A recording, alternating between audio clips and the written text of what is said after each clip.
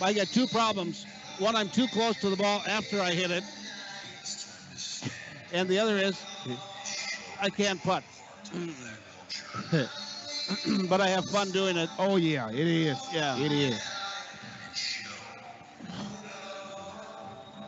All right.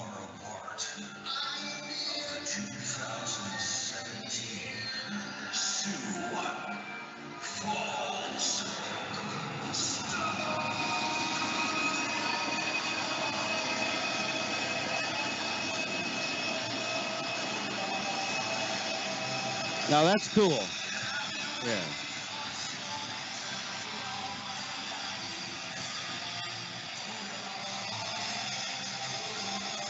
And welcome back to Storm Football. Rich Rossi along with Trice Crump at the Denny Sanford Premier Center. And this segment brought to you by First Premier Bank here in Sioux Falls.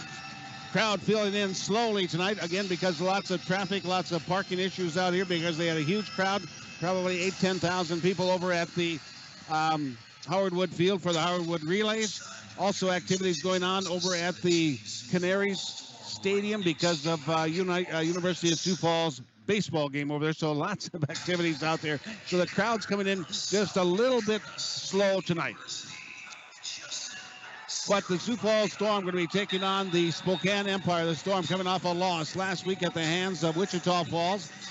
Wichita Falls defeated the Storm 44-38, 44-36, 8-point ball game. And Spokane coming off a close win over the Salt Lake City Screaming Eagles. Let's run down the starting offensive alignment for the Spokane Empire under head coach Adam Shackelford. Offensively, wide receiver Samuel Charles out of Edward Walters College, 6'4", 220-pounder. Brian Prey, he's been all over the country playing in indoor football. He is the all-time receiving yards leader in IFL history with 435 yards out of Pittsburgh State University. Running back tonight will be one of two players, either Trevor Kennedy, 6', 205-pounder out of Mercyhurst University, or Luku Koloko, running back out of Southern Illinois. Both of them are excellent running backs. Wide receiver Devin Brown, 5'9", 165 out of Lamar College. Very active in the last 6 ball games that he has played with the Spokane Empire. On the line of scrimmage, Bill Bavau, 6'4", 330 out of Utah State. Jonah Austin, 6'6", 335 out of Louisiana State. And Kyle Fisher, 6'6", 330 out of Vanderbilt University. And their quarterback, Chuck Dowdell, 6 foot, 210-pounder out of Saginaw Valley State University. Played for the Sioux City Bandits at a time, but he's third in the IFL with 32 passing touchdowns. But he threw 3 interceptions last week against Salt Lake City, and he has had 2 interceptions or more in 5 out of 9 games this season. But that's the starting offensive lineman for the Spokane Empire. For the Sioux Falls Storm, 8-1 of the year under head coach Curtis Riggs. Offensively, it's going to be a huge difference. Let's go with the people that we know. Richard Mungro, Kyle Bryant, and Fred Ruff on that offensive line of scrimmage. Robbie Rouse in the backfield. And Lorenzo Brown at the quarterback. But the next 3 players, unknown to most of you as far as Storm fans. Wide receiver, backup quarterback Drew Powell has been playing a little bit. He has had 3 receptions and 1 receiving touchdowns. But he is the backup quarterback playing as a wide receiver because 5 players for the Sioux Falls Storm down with injuries. Corey Williams, Mike Tatum, Melvin Sherman, Dominic Goodman, and Richard Smith all out with injuries for the Sioux Falls Storm. All of them were wide receivers. The other 2 wide receivers for the Sioux Falls Storm, Jared Elmore, 6'3", 210-pounder out of Mid-American Nazarene, just signed this week, played for Cedar Rapids last week. He's been around indoor football for about 3 years. He's actually considered a veteran, and he has experience, but he's not had very long with the Sioux Falls Storm playbook. And the other wide receiver for the Sioux Falls Storm out of the University of South Dakota, 6 foot, 190-pound Eric Shufford, and he has never played indoor football. This will be a new experience for him. He'll be starting at wide receiver.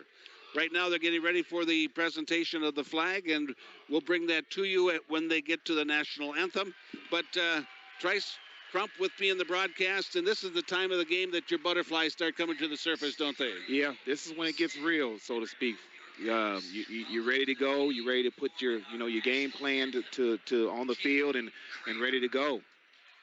We'll take it down to the field, and we're going to be having the playing and singing of our national anthem. Oh, say, can you see by the dawn's early light what so proudly we hailed at the twilight's last gleaming, whose broad stripes and bright stars through the perilous fight o'er the ramparts we watched were so gallantly streaming. And the rocket's red glare, the bombs bursting in air, gave proof through the night that our flag was still there. Oh, say does that star-spangled banner yet wave o'er the land of the free and the home of the brave. And what a beautiful rendition of our national anthem. At this time, I always send a special shout out to all of our military, men and women serving stateside, overseas. We must never forget our troops, and we must never forget why they are serving. Godspeed until you are all safely home.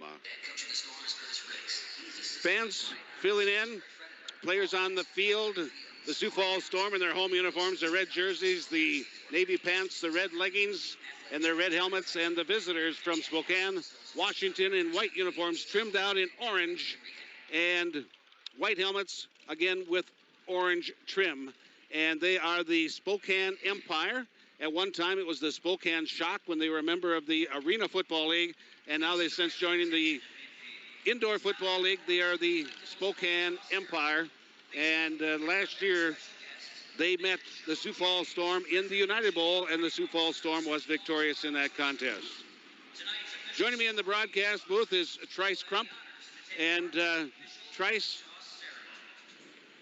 what would be your final words to the team if you were given that opportunity? I would just say, just go out and be you. Don't do too much. You're already in an adverse situation right now. You know that the offense is down right now. So everybody's going to have to step up, do their part, and then let the chips fall as they may. I think that's very good advice. That basically play within yourself, because when you try to stretch it out, that's when bad things can happen. Exactly. You know, trying to get the extra yard, trying to get the extra coverage, trying to do the extra thing, and sometimes things just go backwards. Right now, the captains are going down to the field and meeting at the 25-yard line, exchanging pleasantries and getting ready for the coin toss. The crew is a split crew. The referee's out of Des Moines, and the rest of the crew is from this area that officiates quite often. But the referee is from Des Moines. Take it down to the field, see if we can, if he turns on his crowd mic.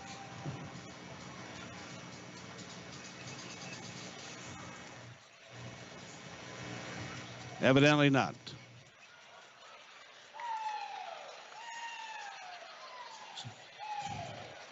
Right now, getting ready for the coin toss.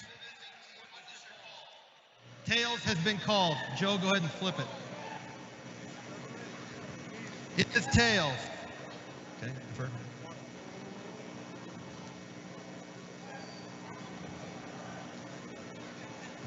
Spokane has won the toss and elected to defer. Sioux Falls will receive.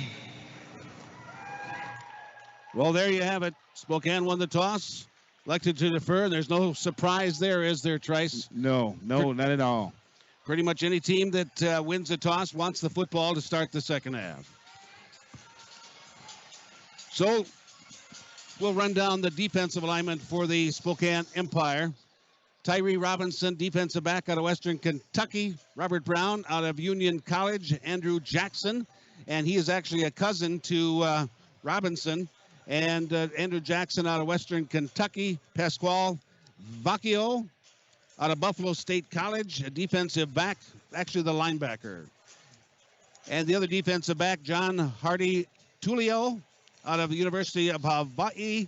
And across that defensive line, O.J. Mao, John Griggs, and Harold Love. John Griggs, he is a dandy, 6'5", 270-pounder out of the University of Akron. Had some time in the NFL with the Jaguars. Leads the team in tackles for loss with 10.5. Also has 7.5 sacks on the year.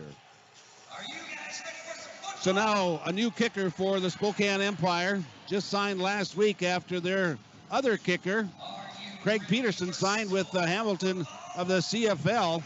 And they brought in this kicker right before the deadline, Brandon Garcia out of Idaho State University. This will be his second game. He has one field goal to his credit of about 20 yards. Back to receive for the Sioux Falls Storm, Robbie Rouse, and it's going to be a short one. It's going to take a bounce. Bounces away from the Storm all by itself. Going to be picked up by the Empire. Wow. And the Empire is going to have the ball first down and 10 at the 11-yard line. That ball absolutely took a back step and right into the hands of the Empire. Well, Rich, the returner has to come up and he has to field that ball. He can't rely on the ball bouncing to him and just basically with the ball bouncing the way that it did. This is not a good start for the Sioux Falls Storm. So the ball is going to be resting right at the 11-yard line of Sioux Falls. But Robbie Rouse came up to the ball and he let it fall in front of him and it bounced straight backwards and recovered a live ball. And now the Empire set up in great field position. First and 10 at the Sioux Falls Storm 11-yard line. Splitting to the left side, Devin Brown. Prey is going to be deep on the right side. They will both go in motion. Running back is Kennedy. He gets the handoff, slips off one tackle, takes it down inside the 10, all the way down to the 6-yard line before he's brought down on a tackle made by Snoop Blackman. Rich, with the Sioux Falls defense right now, they need to solidify what they're all about. They need to get a stop here and at least, if nothing else, stop them to a field goal.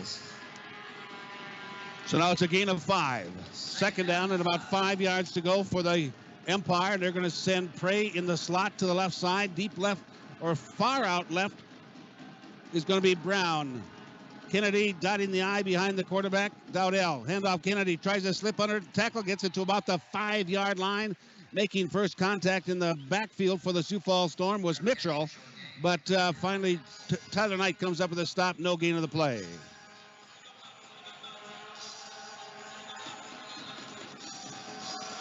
One thing about when you played, Trice, you had really small end zones over at the Sioux Falls Arena compared to what are here. Right. Yeah, we definitely use that as to our advantage.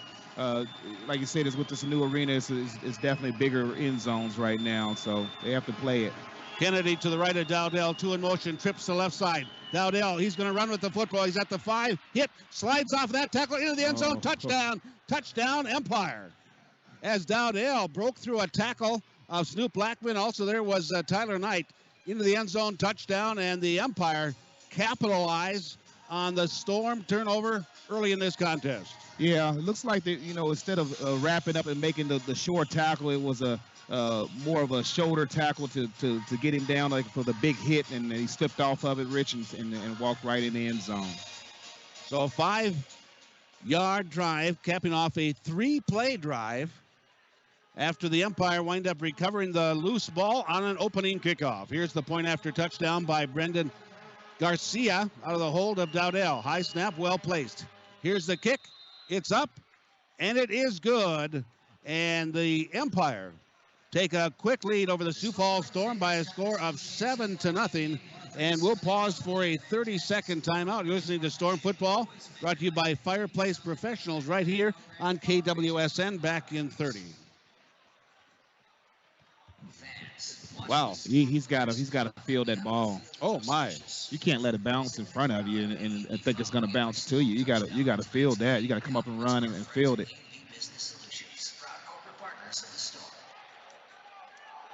Fans, Domino's Pizza brings you the We Score, You Score promotion. It gives every fan $1 off for each Storm touchdown, up to 7 scores toward the purchase of a large Domino's Pizza at menu price. So cheer on the Storm. Get hungry. And welcome back to Storm Football. Rich Rossi along with Trice Crump and the Empire get an early score as Dowdell carries it in from 5 yards out after the Empire recovered in the opening kickoff was not covered by the Sioux Falls Storm. Now, here's Garcia, puts it up end over end. This time it's going to be Robbie Rouse out the goal line. He'll move up to the center, trips over the 10-yard line, and then falls down at about the 13-yard line.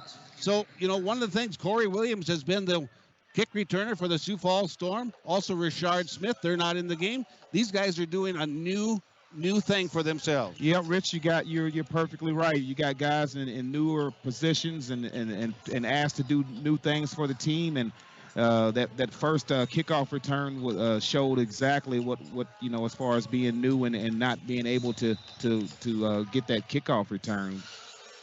So now the Sioux Falls Storm will start this campaign at their own 12-yard line, trailing the Empire by a score of 7-0. Now Lorenzo Brown, he's going to have Powell deep on the right side. Also deep right is going to be Elmore. Elmore through the box, but the handoff goes to Robbie Rouse instead. He's going to be wrapped up and brought down, gain of only about 1 yard. As coming up to make the stop, Griggs and Love in the stop, and Griggs, 22.5 tackles coming into this ball game, and it showed there 6'5", 270 out of the University of Akron. Rich, if it was me for the Spokane, that's exactly what I would do. I would force them to pass the ball. They know they're going to run the ball and try to establish a run, but I think the Spokane is going to try to make them pass the ball. 2 in motion from the right, back to pass. Lorenzo Brown fires upfield. It's caught, complete for a first down as he gets that to Elmore, and Elmore makes the reception down to the Spokane 24-yard line, gain of 14 and a first down. With the reception, that brings up Sioux Falls Storm. So it's from the Empire, 24-yard line, first down and 10 for the Sioux Falls Storm, and I have to believe that Coach Riggs and also Lorenzo Brown pretty happy to have one reception under their belt. Yeah, that definitely is something that is a positive for them, just to, if nothing else, just to walk it up the field and go from there. Shufford in motion to the left side, but the handoff goes to the box, and they give it off, and it goes to Jared Elmore again, trying to turn the corner on the left side, picks up about a yard or so.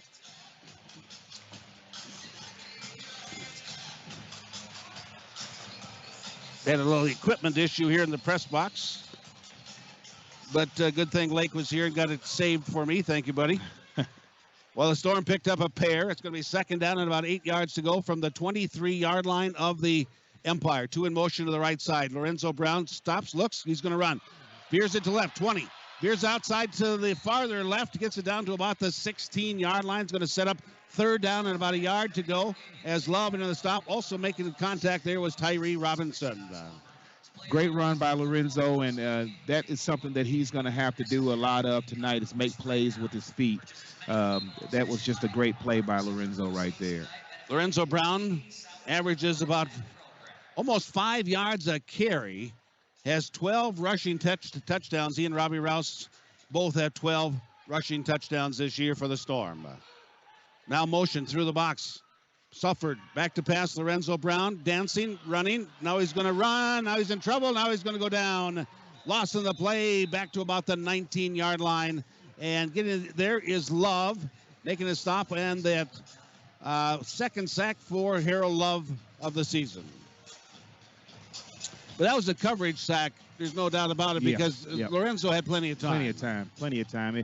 Like you said, that's going to be one of the factors that's going to be in this game, is just overcome those pregame or in-game jitters by the new receivers. Storm trailing by 7. Go for it on 4th down. Pass it to the right side. Gets it there to Jared Elmore. He caught it with both hands at about the 11-yard line. Spins around to the left and going to be brought down for a first down by Robert Brown. But it's all the way down to about the 9-yard line. That's a big first down for the Sioux Falls Storm. Jared Elmore has really impressed me thus far early in this contest. Yes, he has. He hasn't showed any of the rookie jitters, if you will. He's came right in and has made 3 or 4 plays already to stay in this drive. So they're going to split Shufford, split to the right side, 2 deep, 1 coming through the box, fakes a handoff, goes going to be Lorenzo Brown's going to keep it, goes left. Now he cuts back inside, made a great move at the 5, dives into the end zone, touchdown Sioux Falls Storm. Oh my, Lorenzo Brown with a great run. That's his 13th touchdown of the year. That is exactly what a quarterback should do, is just go in and make plays, and it's basically let everybody see that, look, we're just because we're down, we're going to come in and we're going to make plays and sustain these drives and keep this game in our hands.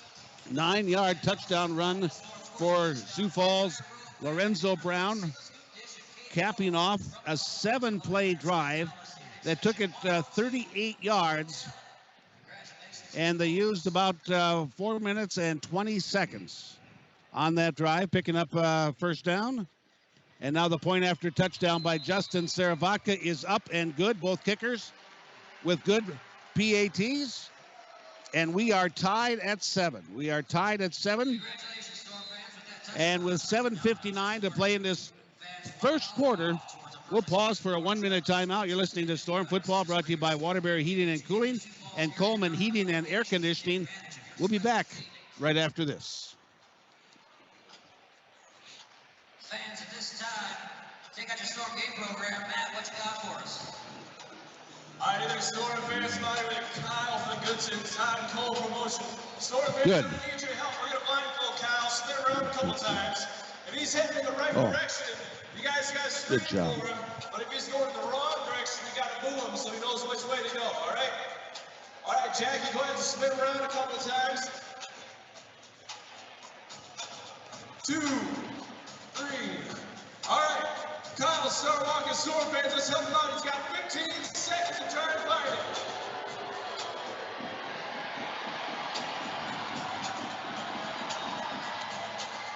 8, 7, 6, 5, 4. All right, here, good job, Kyle. You just won yourself a free sub sandwich, chips, and a pop a week. And welcome back to Storm Football. Rich Rossi along with Trice Crump from the Denny Sanford Premier Center in Sioux Falls, South Dakota. We are tied 7-7, the Sioux Falls Storm and the Spokane Empire. One other game going on tonight. It's Iowa at Green Bay, and they are tied. 4:20 left to play in the first quarter. They are tied at 14. Tied at 14. And the way things are in the United Conference, Sioux Falls Storm 8-1, but Wichita Falls successful in their win last night over Nebraska as they defeated them. Let's see, 57-40. Wichita Falls victorious. So they are 9-2 on the year. And the Sioux Falls Storm need to be able to stay even with them, or stay a game ahead of them with a win tonight. And then Iowa 7-2 on the year. So it's a tight race in the United Conference. Here's the kickoff right at the goal line. And they move it up. That's Kennedy. Takes it across the 5. Going to be tripped up and brought down. Hermanson in on the tackle for the Sioux Falls Storm. Kennedy gets out to about the 10-yard line. Rich, going back to that drive for the Sioux Falls Storm, that was impressive with the guys that they have and the adversity that they were facing. They came right down and scored, and here we are. We got a game going. And Jared Elmore, big part of that, picked up a 4th down conversion on a pass. And I like the way he caught it. He went out and put his hands right out there and brought that ball in. Yep, exactly. Now Dowdell in shotgun formation. He's got quads to the right side. 2 in motion, all on the right. Low snap, picks it up. Looking right, under pressure, bounces off of that, rolls right. Now he's got time. Boynton, traffic, throws it upfield. Completion made for about 5 yards as he got that pass to Kennedy out to about the 15-yard line. We've got a flag resting on the field thrown by the referee. You got to be thinking holding in this one. Yeah, definitely. In that situation, that's exactly what you're thinking is a holding call. Take it down to the field for the announcement. It's over 3,400 meals each weekend. Number 74, offense. Half the distance to the goal, still first down.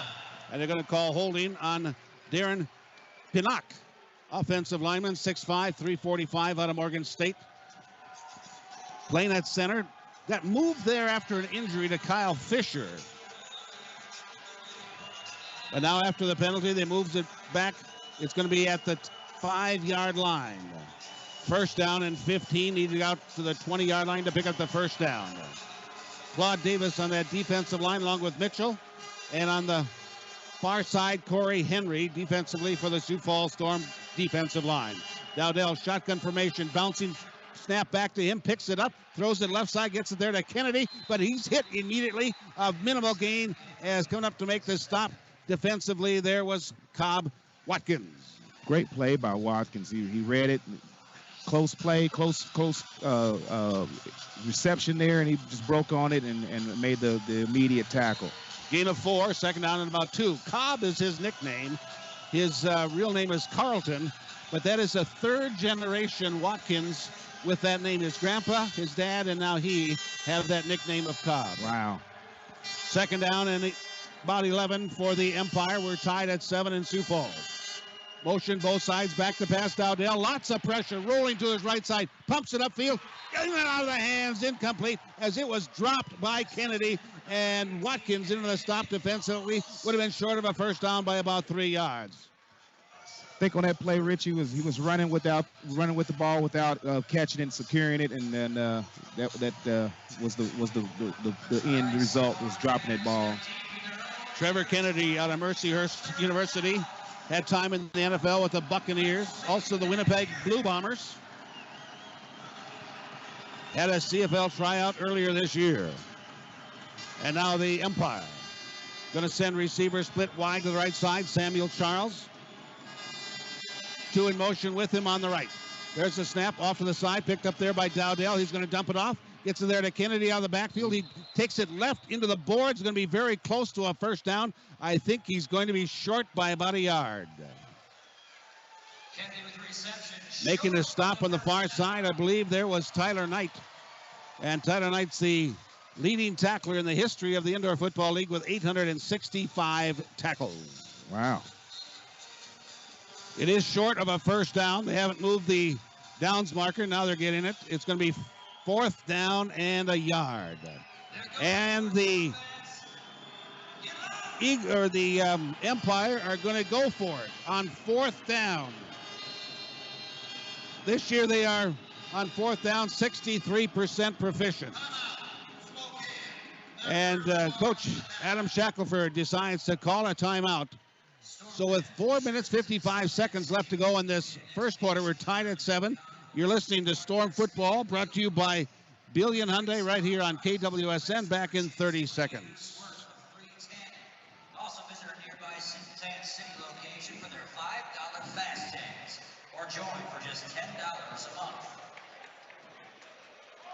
Storm fans, we all know that cheering is thirsty work, and a special reward at every home game. JC's General Stores and Pepsi will reward one of our fans with 4 free club-level seats and a 12-pack of Pepsi. All you have to do is take a picture of yourself cheering on the Storm and send it to one of our Storm social media pages right now. #StormCheers, and include your current seat location to qualify. And welcome back to Storm Football. Rich Rosti along with Trice Crump at the Denny Sanford Premier Center, Sioux Falls, South Dakota.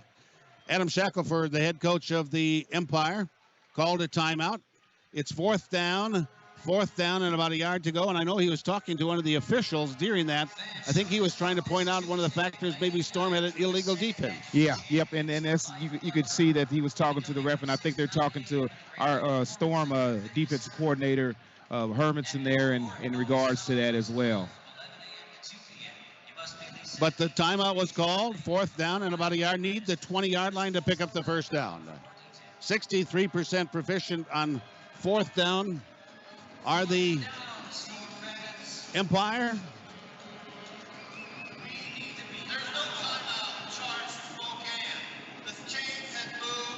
Fourth down. They did not charge a timeout to Spokane because the chains had not been moved. So now it is still 4th down, but Spokane has all 3 timeouts remaining. 4th down and about a yard to go at the 19-yard line of the Empire. 2 in motion, 1 each side. There's the snap. Handoff goes to Kennedy. He dives forward, left side, gets the first down at about the 21-yard line, gain of 2. Good call, Rich. They got the first down, and that's what they need to do is sustain this drive and keep it going. Kennedy averages almost 4 yards a carry, has 5 rushing touchdowns, also has a kick return for a touchdown. The Storm has not had a kick return this year. Last year, Corey Williams had 4 of them. Back to pass, Dowdell. Now he runs up. He's got some mobility, tries to spin out of a tackle, gets a few yards. Finally going to be hit there by Tyler Knight. Also there was Khalif Mitchell. Rich, I think when things get hectic, I think that's what we can expect to see is the quarterback for the Spokane Empire, Dowdell, to take off and run and try to see what he can make, kind of plays he can make on his feet. Dowdell comes into the ballgame, rushing, averages almost 6.5 yards a carry, has 8 rushing touchdowns, does Dowdell out of Saginaw Valley State University. Shotgun formation, trips to left side, 2 in motion, left slot. Looking left, but now he's in trouble. Going to throw upfield. He just threw that one away. Threw it against the dasher boards ahead of the line of scrimmage, and that's an incompleted pass, so it's going to set up 3rd down and 8. And one thing that I've seen in this game thus far, Trice, is that the Storm has been getting some pass rush. That is what I was just going to point out, Rich, that the Storm is putting a great pressure on the quarterback, not allowing him to sit back there and kind of pick him apart, so to speak. So that is going to be key for the Storm defense to step up and put their wheel on their offense of Spokane Empire. Richardson, Mitchell, and Davis on that defensive line. Lots of pressure. They're going to get him and sack him way back at the 13-yard line. And that's Claude Davis. And also there was Tyler Knight. Oh, my. Great pressure, great play. Ball pushed all the way back to the 14-yard line as Claude Davis, 6'5", 265-pounder out of University of South Florida, leads the Storm with 8 tackles for loss this year, 2.5 sacks. Now he's got about 3 sacks on the season. And now here's going to be a field goal for their new kicker, Brendan Garcia. Going to put this one down at about the 7-yard line. 51-yard attempt. 51-yard attempt. There's the kick. It's up, end over end. It's going to be just short. It's going to be returnable. It's going to be brought out there by Snoop Blackman. Takes it to the right side to the 5. Brought down from the backside, but he gets out to about the 10-yard line. So Snoop Blackman back to receive the missed field goal. It was right on target, but it was short. And the score stands. We're tied at 7, 1:49 left to play in this first quarter. And we're going to pause for a timeout. You're listening to Storm Football, brought to you by Scott's Lumber and Supply Company right here on 98.1, 1230 Sports Radio, KWSN. We'll take a minute. Well, that was a huge defensive play by the Sioux Falls Storm. Well, Rich, that's what they're going to have to do with the whole game, the Storm defense. They're going to have to put their wheel on this Spokane offense, because if they don't, who knows? Maybe we'll see what happens with the offense right now. But if they go down, they get some comfortable situations, comfortable plays. Right. We'll be all right, I think. Hey,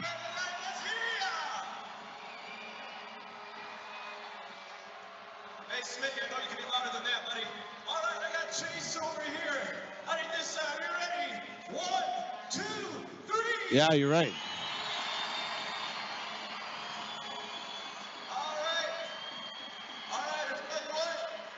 That's pretty close, but Chase, you're going to win $90 gift certificate up on Buffalo Wild Wings.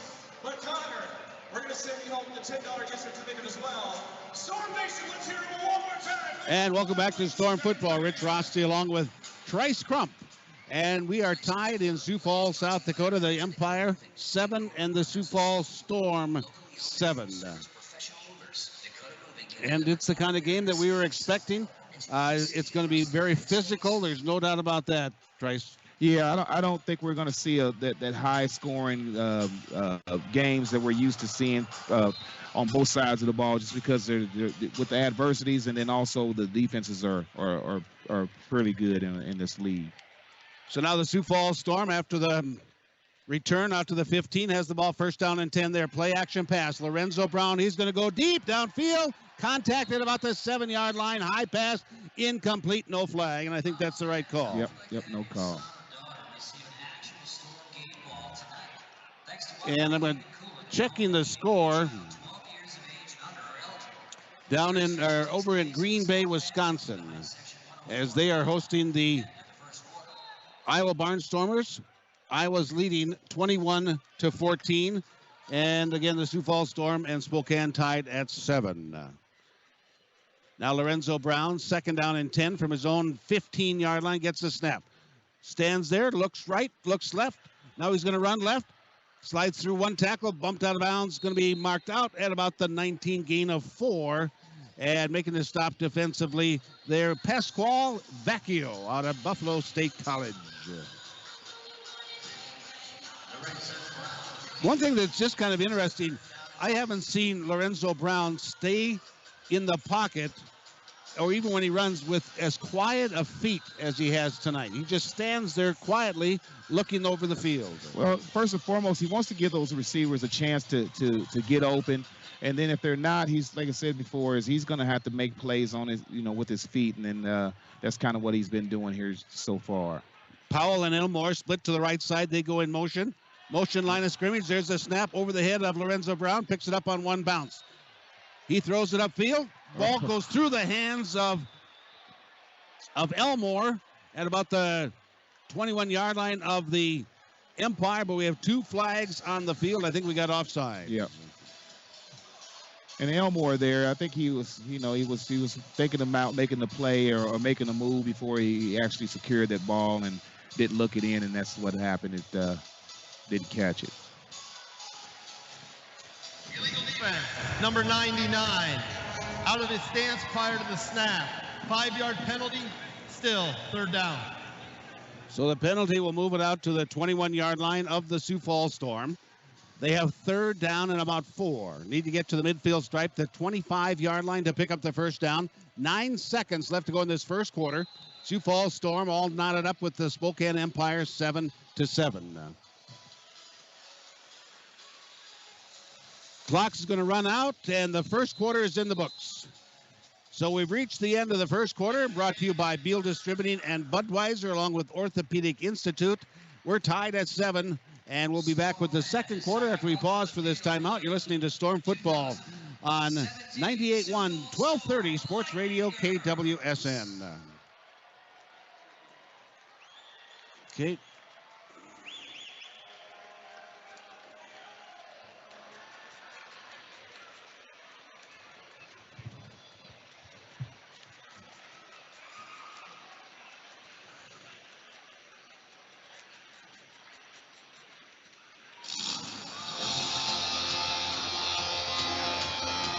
Okay.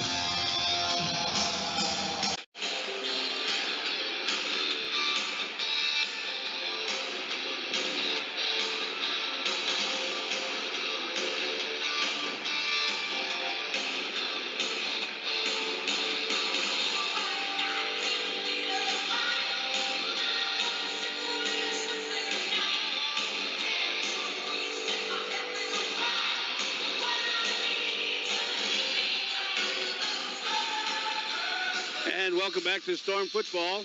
Rich Rosty along with Trice Crump. Trice, you have a new adventure starting in your life, don't you, as far as your career? Tell us a little bit about your new position. Well, I'm doing some stuff with, of course, I'm still with the Brown and Sager, doing some sales there. But also, besides that, I'm doing some training with some kids. We do some It's called a five-star football, and what we do is we assemble some flag football teams, and we try to do some travel.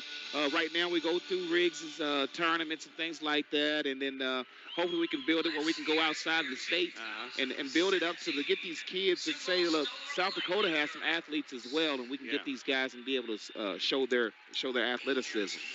Change of the score up in Green Bay. They got a field goal. It's 21-17. Iowa leading over the Blizzard. And here in Sioux Falls, it's all tied at 7. In that first quarter, Lorenzo Brown 2 of 3 in passing, 23 yards. Been sacked one time. Charles Dowdell 2 of 4, 14 yards. Neither one with a passing touchdown. So now the Sioux Falls Storm are going to be faced with 3rd down and 4 after we swapped ends. And they're going to put Drew Powell split to the right side, 2 deep. On the right, it's going to be Sufford, and also there is Elmore.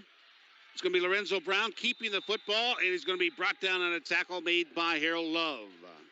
6'3", 340-pounder out of Bethune-Cookman University, and he played for Coach Shackelford at Tri-Cities. He gets the tackle, 4th down, loss of a yard, 4th down and 5. What size uniform you think he probably wear? I think he got it at Acme Tent and Awning.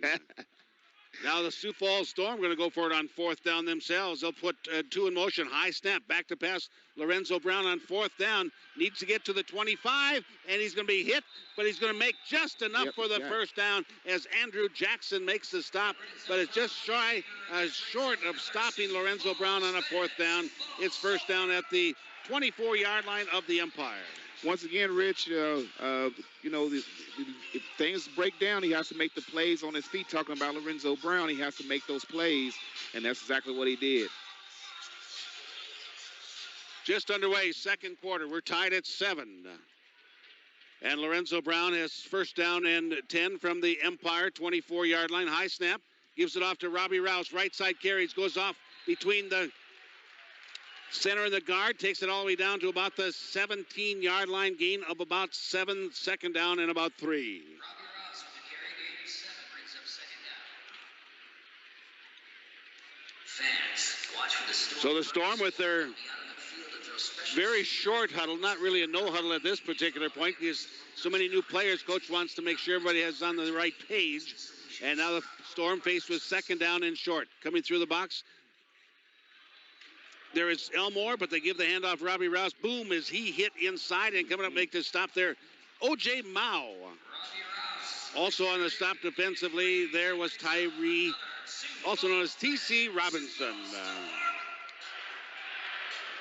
I like the game plan that the Sioux Falls Storm is coming out so far, with the short runs, the short passes, just getting the offense, kind of getting them fired up and getting them warmed up to set some things up maybe down the road. Elmore splits to the right side. Left side's going to be Sufford. Empty backfield for Lorenzo Brown. Rouse through the backfield, but it's going to be a keeper by Lorenzo Brown. Up the center. Flag comes out. Lorenzo Brown takes it all the way down to about the 9-yard line before Haig comes up with a tackle. But I got to be thinking possibly holding against the Sioux Falls Storm. That flag thrown by the umpire. 12:30 left to play in this first half. We're tied at 7. And the Storm down inside the 15-yard line. Defense, number 13 in the belt. 5-yard penalty, automatic first down. So that crossed me up. It was a penalty against the Empire. And that's going to take it down to the 9-yard line and an automatic first down. And those are killers for your defense. When you get a good stop and then a penalty like that gives them a first down. Rich, I think that's like the second penalty on their defense, talking about the Spokane Empire, that they've kind of stopped the Storm and then, a bonehead play here and there, and it keeps the drives going for them. So now it's first down and goal from the 9-yard line. Fakes the handoff to Robbie Rouse. Lorenzo Brown left side carry. Tries to stutter step around the corner, but he's not going to get there. Is John Hardy Tulio. Comes up with the tackle out of the University of Hawaii. Hardy Tulio. Say that 4 times, Rich. That's right, and I might have said it wrong. Might be Tulio. I think I had said it wrong before. but it's Tulio. Makes a good stop, push the ball back, loss of 2. It's back to the 11-yard line. Second down and goal from the 11, 11:43. Clock is counting. First half, we're tied at 7. Lorenzo Brown puts 2 in motion, looping around to the right side. Robbie Rouse in the backfield. Back to pass, Lorenzo Brown looking right, throws right, gets it over there, and he gets the play, and it's caught over there, but to Drew Powell, and he works his way down close to the end zone. Did he get in? Yes, delayed call. Touchdown, Drew Powell, his second of the year.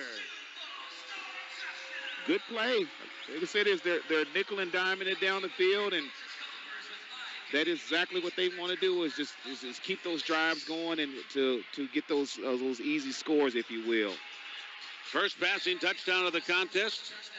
This goes to Drew Powell out of Livingstone College from Lorenzo Brown. And for Lorenzo, that is his 22nd passing touchdown of the year. And now the point after touchdown by Justin Saravatka out of the South Dakota State University. Out of the hold of Lorenzo Brown. Good snap from Hermanson. The kick goes up. And it's good. And with that, the Sioux Falls Storm have their first lead of the contest as they lead 14-7. 14-7 over the Empire. And we're going to pause for a 30-second timeout. You're listening to Storm Football, brought to you by Sioux Falls Specialty Hospital, right here on KWSN, back in 30. Picture of yourself cheering on the Storm and send it to one of our Storm social media pages right now. #StormCheers and include your current seat location to qualify. Show us how you cheer, Storm fans. Congratulations, Storm fans. With that touchdown, our friends at Domino's just awarded you another $1 off towards the purchase of a large Domino's pizza at menu price. Just bring your Storm game ticket to any Sioux Falls area Domino's location to take advantage of your special savings. Also, with that Storm touchdown, the folks at Arby's of Sioux Falls. Well, the Sioux Falls Storm put together a 8-play drive, covered 35 yards, 5 minutes, 33 seconds off the clock. Drew Powell gets a 11-yard touchdown pass from Lorenzo Brown. Saravatka's kick is good, and the Sioux Falls Storm lead by a score of 14-7. 14-7, and now Saravatka will kick it off for the Sioux Falls Storm.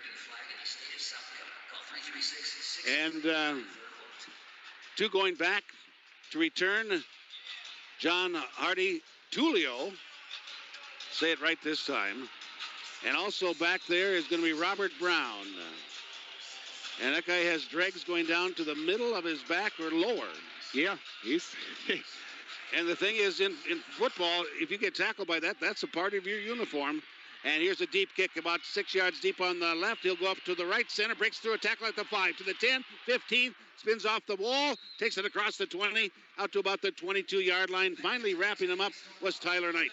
But a good return for the Empire, and they have the ball first down and 10 at their own 22. Yeah, I was going to say, Rich, it was a good return by Brown there. He was at the 10-yard line. It looked like he was going to go down, and then it spun out of it and was able to get another 10, 15 yards out of that. So that was a good return. So now first down and 10 for the Spokane Empire. They have it at their own 22-yard line, trailing the Sioux Falls Storm by a score of 14-7. 14-7.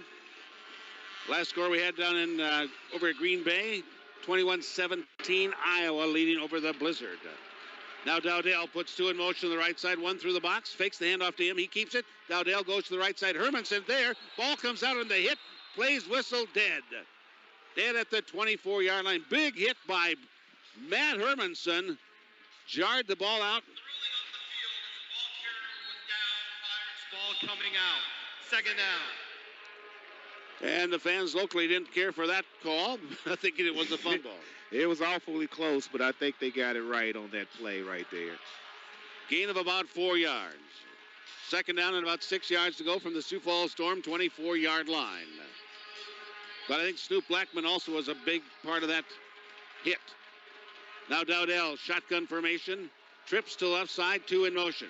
Low snap, picked it up, looking left all the way. Now he's going to run. He's out in the grass, and he's going to be dragged down. As coming in there was Mitchell, had him by the jersey, and wouldn't let him go. And he drags him down for another sack for the Sioux Falls Storm. What a play.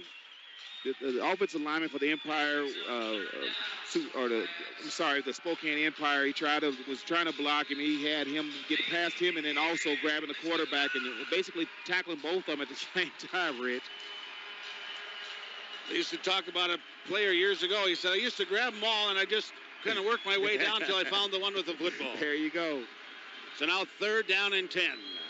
3rd down and 10 for the Empire, trailing the Storm by 7, 14-7. Trips to the left side. Dowdell puts 2 in motion. Low snap, picks it up. Here's the blitz. It's picked up. Dowdell's going to launch one downfield. Into the stands, incomplete. Prey down there, covered by Blackman. Also downfield was Brown, and he was covered downfield by Elijah Fields. And it's going to bring up 4th down. Elijah Fields, 5 interceptions on the year out of University of Pittsburgh. Now, you played at Pittsburgh State, didn't you? Yeah. Yep. For a long time, I never understood where that school was. Yeah. A lot of people get it. They think it's automatically they hear Pittsburgh, they think like Pennsylvania, like, oh, how'd you get from Pennsylvania all the way here? Like, no, it's Pittsburgh, Kansas. Just like Prey. Prey played at Pittsburgh State also. 4th down and 10, and the Empire going to go for it from their own 22-yard line. 2 in motion. Quads to left side. Dowdell rolling to the right side. Got time. Fires upfield. Too high, intended for Devin Brown. It's incomplete. And the Sioux Falls Storm hold on defense, and they hold on down. And the Sioux Falls Storm going to be in great field position as they'll have the ball 1st down and 10 at the Empire 22-yard line. There we go, Rich. Like we were saying, is the Sioux Falls Storm, what they need to do is just to impose their will as a defense on the Spokane Empire offense, and then here we go, it's short field, and the offense should feel good about going into for a good drive. Now, Coach Shackelford, he is not afraid to go for it on 4th down. He goes for it a lot. Also, he has a new kicker that is only 1 game experience. He has not kicked in indoor football. The previous kicker, Craig Peterson, signed with the CFL team up at Hamilton, Ontario. And Shackelford basically asked his equipment guy, do you know anybody? He said, well, there's a guy that used to kick for Idaho State, and that's who they brought in, and that is Garcia. So now the Sioux Falls Storm, after the defensive stand, Lorenzo Brown gives the handoff. Robbie Rouse left side carry, tripped up and brought down Andrew Jackson, making first contact. Coming in from linebacker spot, Jackson, 6'1", 245-pounder out of Western Kentucky. It's very, very imperative for the Empire to come in and at least get a stop and stop the Storm offense to at least a field goal right here, in my opinion, Rich. 2nd down and 8 from the Empire 20-yard line. Motion through the box, but they're going to get the handoff. Goes to Robbie Rouse, left side carry. Breaks through the first defender, John Griggs. Got away from him. Squirts down to about the 16-yard line, gain of 4.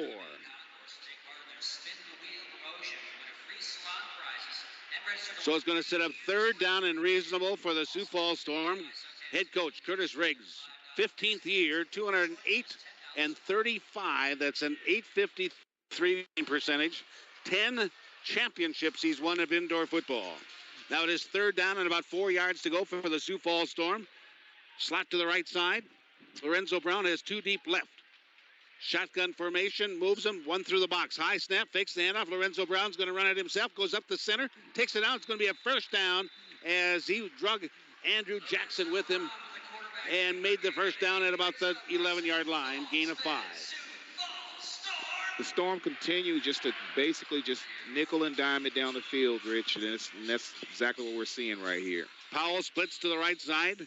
Deep right is going to be Elmore. Also there is Eric Sufford out of University of South Dakota. Lorenzo Brown has Robbie Rouse to his right. Lorenzo Brown's going to change the play, telling everybody about it. Still have 10 seconds on the play clock. Now they're set to go. Trips to the right side. 2 in motion. Lorenzo Brown gives it off to Robbie Rouse. Left side carries. Got some power running. Carrying bodies with him all the way down to about the 6-yard line. Robbie Rouse only 5'6", 190, but he's powerful. He had a great big Harold Love on top of him and carried him about 3 yards. Rich, I see they call him the Mighty Mouse. I guess we're seeing what that nickname's about. He's definitely carrying the offense right now. You know, I talked to him on the Curtis Riggs show a couple weeks ago, and he talked about his size at only 5 for 6 has always been a detriment in the eyes of others, but not in himself. Exactly. As a running back behind that big offensive line, it can do a lot for him. He can get lost back there. Yeah, People can't find him. Now Lorenzo Brown, option play, is going to keep it, takes it down, and Love drags him down at about the 4-yard line. Also there was Haig into the stop defensively, along with Andrew Jackson. Gain of 2, third down, and about 3. Storm using some clock. Very important also in this ball game. Trice? Yeah, exactly. Yep. Just use that nickel and just kind of drag that clock and nickel and dime it down the field and hopefully come out with a score is what they're looking at. 3.5 minutes already gone in this drive for the Sioux Falls Storm, leading 14-7. And they have third down and about 3 yards to go from the 4-yard line of the Empire. And we got a whistle on the field. Sioux Falls, their first charge of the half. So we're going to take a timeout. We'll pause this segment of the broadcast brought to you by Craven Bar and Grill along with Boyer Trucks, and we'll be back in 30 seconds. This is Storm Football on Ladies and gentlemen, KWSN. handing it off to Matt. He's going to make some big... All right, Storm fans, I need you to make some noise right here. Get the Boyer Trucks, make it rain. Who wants some free... How are we doing on spots, John? Okay, perfect. That water's for you. Oh, okay. Perfect.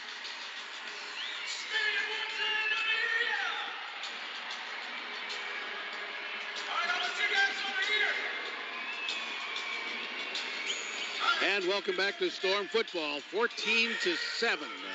The Sioux Falls Storm with the lead.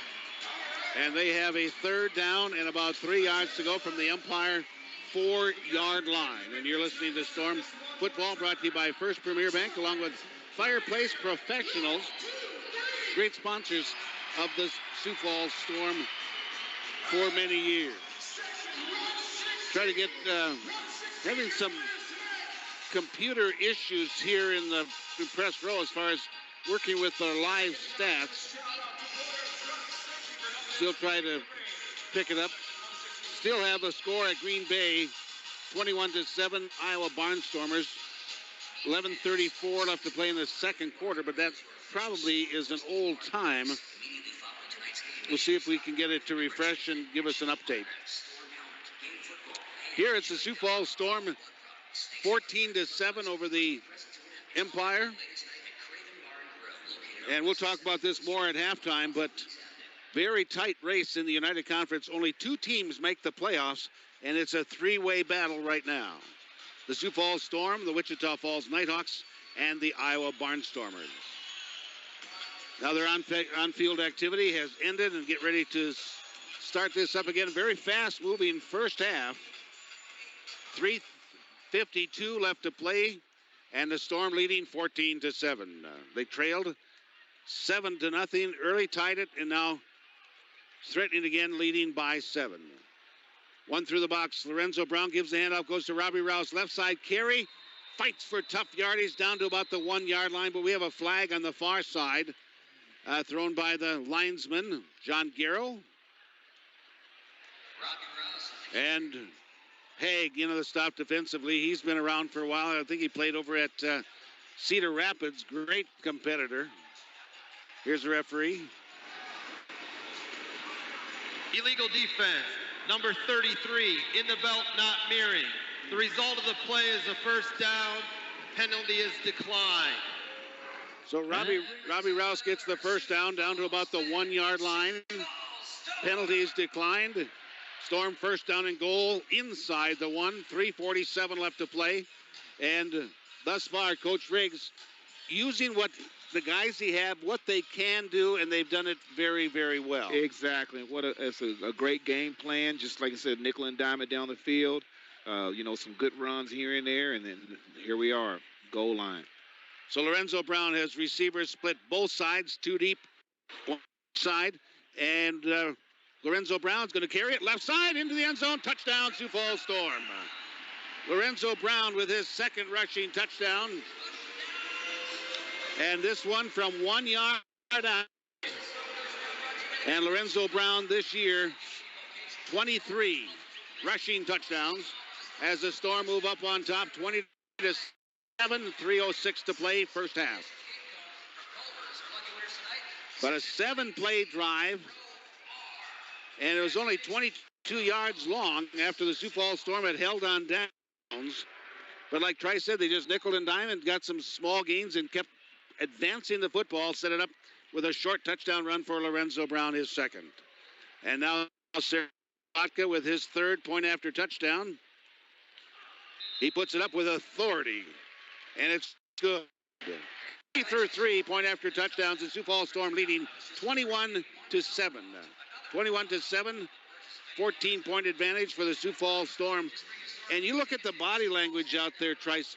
I think the Empire are really kind of surprised at the Sioux Falls Storm being as wounded as they are, what they're playing, how they're playing. Exactly. I think that they had a concept that they were going to come in here and take advantage of the miscues and of the new receivers that the Sioux Falls Storm had as far as on the receiving side of the ball and the offensive being down. But as you can see, what the game plan is, they're taking it right to the Empire defense and having their waves with them.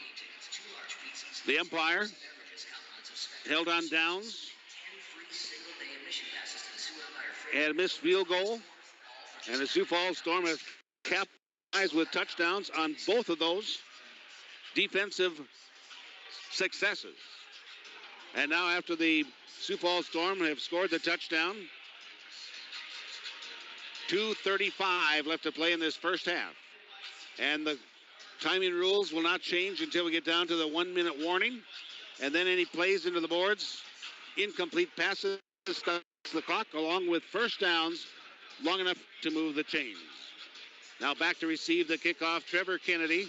Averages about 25 yards a kick return, has one kick return for a touchdown, 54 yards.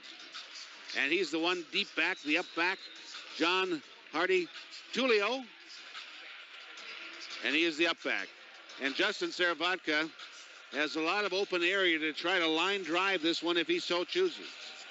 And he does not. He puts it up high, end over end, and he put it way back against the boards, over the boards, as Kennedy watches it go over his shoulder just past the dasher board. And with that bye rule, the Empire will have the ball first down and 10 at the 20-yard line. Then. Will be placed at the 20-yard line, first down and 10. So with 2 minutes and 35 seconds left to go in this first half, Spokane trailing by 14. They have it first down and 10 at their own 20-yard line. Any future kicks that go out of bounds will be marched at the 25. It's imperative that the Empire get something going right here, Rich, because if they don't, it could very well be a bad deal for them going into the half. Dowdell's shotgun formation. Kennedy to his left. Motion line of scrimmage. Flag on the field. Storm come in, and Claude Davis comes up with a sack, and it's back to about the 11-yard line, but we have motion, and we have a flag on the field. Illegal defense, number 15, 5-yard penalty, first down. So Claude Davis is going to be tagged for that. He doesn't understand the penalty. I thought that guard on that far side moved first. He did, Rich. I think that was a call they might have missed there, but hey, you just got to pin their ears back and get back in there and make a play. So now the ball pushed out to the 25-yard line, first down and 5. Prey deep on the left. Also receiver deep on the right for the Empire. They both go in motion. Dowdell quickly snaps it across the middle, gets it there to Charles. Charles was deep on the right. He went on that short curl, gets a first down at about the 17-yard line of the Sioux Falls Storm. And the Empire, not in a huge hurry. Every play, Dowdell goes over and talks to Adam Shackelford. Then he goes back to the huddle. Clock continues to roll. We're down to 19 seconds on the play clock, but the game clock is only at 1:28. Yeah, I don't know what they're doing. But first down and 10 from the Storm, 17-yard line, the Empire. Here's the rush. Gets the pass off to the right side, gets it to Kennedy. Going to be a gain of only about 1 yard as making contact out there. Right at the time was Snoop Blackman. Gain of about a yard. It's going to be at the 16-yard line. Yeah, the Empire, they're going to have to stretch it out a little bit. They can't afford to keep, with the little 2-yard passes and things like that. They're going to have to stretch it out a little bit more than what they're doing right now. Folks, we've reached the one warning at Sioux Falls, and the Storm leading over the Empire 21-7. And we'll pause for a 1-minute timeout and be back. You're listening to Storm Football, brought to you by Waterbury Heating and Cooling and Coleman Heating and Air Conditioning, along with Billion Hyundai, right here on KWSN. Back in one.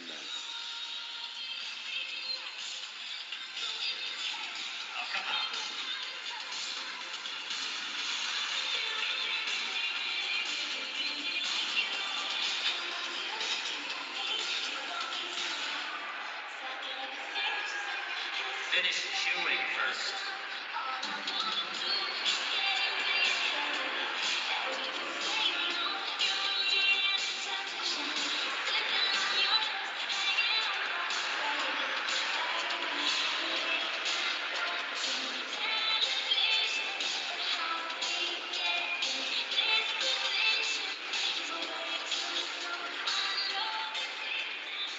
Let's go, Storm Nation. Up on your feet. Make some noise. It's now time for the Culver's Minute to Win It promotion. Should the Storm get a touchdown in the final 60 seconds of this quarter, every single Storm fan in the Premier Center was a free Culver's Deluxe Butter Burger. 1 minute left to go in this first half. Sioux Falls Storm leading over the Spokane Empire 21-7. The Empire had the ball second down and 9 of the Sioux Falls Storm 16-yard line. Tuck Dowdell. Shotgun formation, 2 in motion, left slot. Back to pass on play action, dumps it across, gets it there to Kennedy at the 16, to the 15, rammed to the boards, upended, all the way down to about the 8-yard line. That's going to be very close to a first down. In fact, they are going to award it. Going to mark it at the 7-yard line.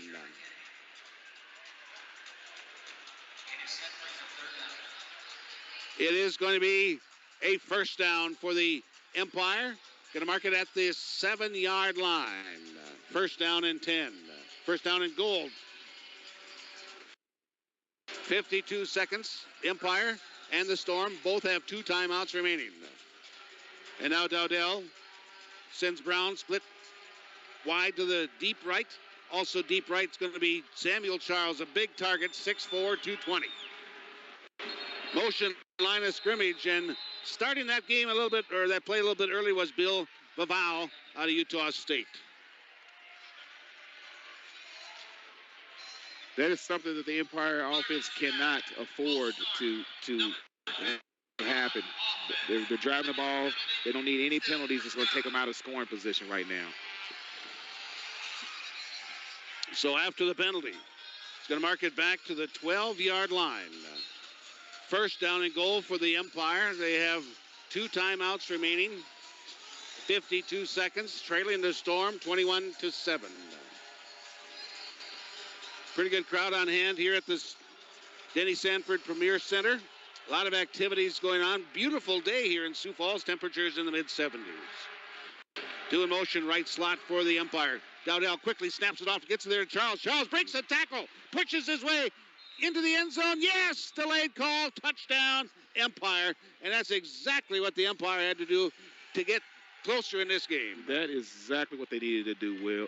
They did the willpower, overcame the tackle there, and he knew he wanted to score, and that's exactly what they needed to do. The Empire needed that score going into half.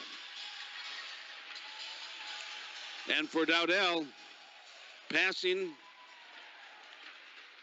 that is his 33rd passing touchdown, and for Charles, that's his 6th. And now here's the point after touchdown by Brendan Garcia. Waiting for the snap. There it is. Well placed. There's the kick. It's up. And it is good. And Garcia is 2 for 2 point after touchdowns. And we've got a ball game. It's a Sioux Falls Storm 21 and the Empire 13. There is still 47 seconds left to go in this first half. And you know very well, Trice, that's a lot of time in indoor football. I was just going to say that, Rich. Dealing with the Sioux Falls Storm, 47 seconds is a lot of time. They get a good kickoff return. a couple good plays here and there, and then they're in scoring position going into half. And if, instead of the Empire being down 8 points, they very well could be down 15. 4-play drive covered 30 yards, 1:48 off the clock. Samuel Charles gets a 12-yard touchdown pass from Charles Dowdell. Garcia's point after touchdown is good. It's a 7-point ball game. Well, they only have 13 on the clock. Was the kick no good? I thought it was good, Rich. Was the kick good? It was. Okay, the okay, scoreboard. So they 0-4. Okay, 0-1. Okay. It's a 21-14. Okay. So the Sioux Falls Storm leading by 7. Yeah, the official stats have the Garcia kick is good. Now Garcia puts it up very high but short. It's going to come down. Going to be taken at about the 4-yard line. Shufford with it. Moves it to the right. Hit and buried at about the 17-yard line. Oh, my. Coming up with a big hit was Pasquale Vecchio. But welcome to the IFL, Eric Shufford out of University of South Dakota. So the Sioux Falls Storm have 40 seconds. 40 seconds left to go in the first half. They have the ball at their own 17-yard line. And you know that Coach Riggs not going to pass up an opportunity to try to put more points up. No, not at all. He wants to get in there and get a score, and then going into the half that, you know, that they could feel good about themselves. So now Lorenzo Brown, shotgun formation. Robbie Rouse to his right. High snap, pulled in. Lorenzo Brown drops farther back, avoids some traffic. Flag comes out. Lorenzo Brown left side carry, 25-20. 15-10 all the way down to the 10-yard line. But I have to believe this is coming back. But we'll wait and see unless it was a face mask penalty against the defense. Coach Riggs is walking up there thinking that he has a good play. And he has the play all the way down to the 11-yard line. Illegal defense, number 13, illegal blitz. The result of the play is a first down. Penalty is declined. Exactly right. Coach was right on that one. So the play by Lorenzo Brown takes it down to the 12-yard line. First down and 10. Oh, my. That was huge, Rich. That was huge. So now Lorenzo Brown puts 2 in motion, looping around from left to right. Gets the snap. Back to pass, looking center. Now he looks right, throws right corner, up in the air, knocked down, intercepted. Intercepted, wow. One-handed grab in the end zone, and bringing that in was Tyree Robinson, and that is his second interception of the year. What a beautiful play. He read the route, broke on it, and like you said, it's one-handed catch to snag it and to secure that, the drive. So that's a good play by the Empire. They only got 16 seconds on the board. It's still a little bit of time for them to make a couple drives or a couple plays here and there and see if they can get a score. And the Empire will have the ball first down and 10 at their own 5-yard line. After the interception in the end zone. 16 seconds left to go as the Storm was looking to capitalize at the end of the first half. Big interception by Robinson gives the Empire some life. They have 2 timeouts remaining, 16 seconds. And you can possibly squeeze 3 out of 16 seconds. Yeah, exactly. We'll see what this play brings us right here. But, yeah, they definitely could get at least get 3 out of this. Prey deep on the right. Left is deep Charles. 2 receivers split on the line of scrimmage. Dowdell, shotgun formation, empty backfield. He's going to step up and run, but he's going to be brought down and bringing him down, pulling him down from the backside. Corey Henry, one of the smaller defensive linemen, 6'4", 255 out of Florida Atlantic, but his speed showed on that play. It did, Rich. He went right around that corner and was able to run him down from the back and make the play. Oh, wow. So the Empire do not use a timeout, figuring that they have the ball to start the second half. They let the clock run out, and the score at halftime, it's the Sioux Falls Storm 21 and the Empire of Spokane, Washington 14. So we'll pause for a timeout. You're listening to Storm Football, brought to you by Scott's Lumber and Supply Company, along with Beal Distributing and Budweiser, right here on 98.1, 1230 Sports Radio KWSN. Back in 2 minutes. Today's Storm fans, Million Hyundai in Sioux Falls to get to know the new 2017 Hyundai Sonata. The Sonata has class-leading space and can come loaded with available features like Android Auto, Apple CarPlay, and Thank you. Connectivity Blue Link, where your vehicle is at your fingertips, whether in or not. Get to know the new 2017 Hyundai Sonata at Million Hyundai on 41st and Westport, Sioux Falls, or visit millionauto.com. Richard, you're going to play in the Storm's golf tournament this year? Yeah. Good. I hope. Yeah, well, we will too. Beanhoff was here. Casey Beanhoff was here, 3 weeks ago, and he was talking about playing it. So he's a hoot. He's a hoot and a half. I'll tell you that. One more time, welcome to the field from KSFY TV Morning News, Miss Vanessa Gomez. And from 103.7 The Crow Midday Show, it's Denzel. How's it going, Storm fans? So who still has their mac and cheese boxes? Heck yeah, I want you to get them out. Start shaking them. I want you to get really loud. Still kind of weak. We'll work on it by the end of this right now. And if you don't have a macaroni and cheese box, still get one. Head out to the front lobby. They are selling them for $1. And you're going to want to get one. Because Denzel, they can win a prize, can't they? Yeah, hey, for those of you in possession of any mac and cheese boxes, write your section, row, and seat number on them. Oh, thank you. Gotta get a pen. All right, write your section, row, and seat number on your package. And welcome back to Storm Football, brought to you by Orthopedic Institute and Sioux Falls Specialty Hospital, the official healthcare providers for the Sioux Falls Storm. Sioux Falls Specialty Hospital, the only 5-star rated hospital in Sioux Falls. Score at halftime, it's the Sioux Falls Storm, 21-14 over the Spokane Empire. Let's run down the statistics of that first half. Total offense, Sioux Falls Storm had 24 plays, 106 yards. Spokane, 19 plays for 52. In passing, Lorenzo Brown, 3 of 5, 1 interception, 1 touchdown, along of 14. Charles Dowdell, 6 of 10, 44 yards, a touchdown. No interceptions. He's been sacked twice. Rushing the ball, Lorenzo Brown, 10 carries, 52 yards, a net of 49, 2 rushing touchdowns, long of 21. Charles Dowdell, 4 carries, 14 net yards, 1 touchdown, a long of 6. Trevor Kennedy has 3 carries for a total of 7 yards, no touchdowns. Robbie Rouse for the Storm, 7 carries, a total of 24 yards, no touchdowns, a long of 7. In receiving for the Sioux Falls Storm, Jared Elmore, 2 receptions, 23 yards. Drew Powell, 1 grab for 11 and a touchdown. For the Empire, Trevor Kennedy, 4 carries, or check that, 4 receiving catches, 24 yards, no touchdowns. Samuel Charles, 2 catches, 20 yards. He does have 1 score. Leading tackler for the Spokane Empire, Andrew Jackson, a total of 6 tackles, 1 sack. Also has a tackle for loss, as does Harold Love and Hardy Tulia. And next leading tackler, Harold Love with 5.5, followed by Bacchio. He has 4. And Hardy Tulio, he has a total of 2. Robert Brown has a tackle and a half. Leading tackler for the Sioux Falls Storm, Tyler Knight. Total of 4. He has a half a sack, half a tackle for loss. Matt Hermanson has 2.5 tackles.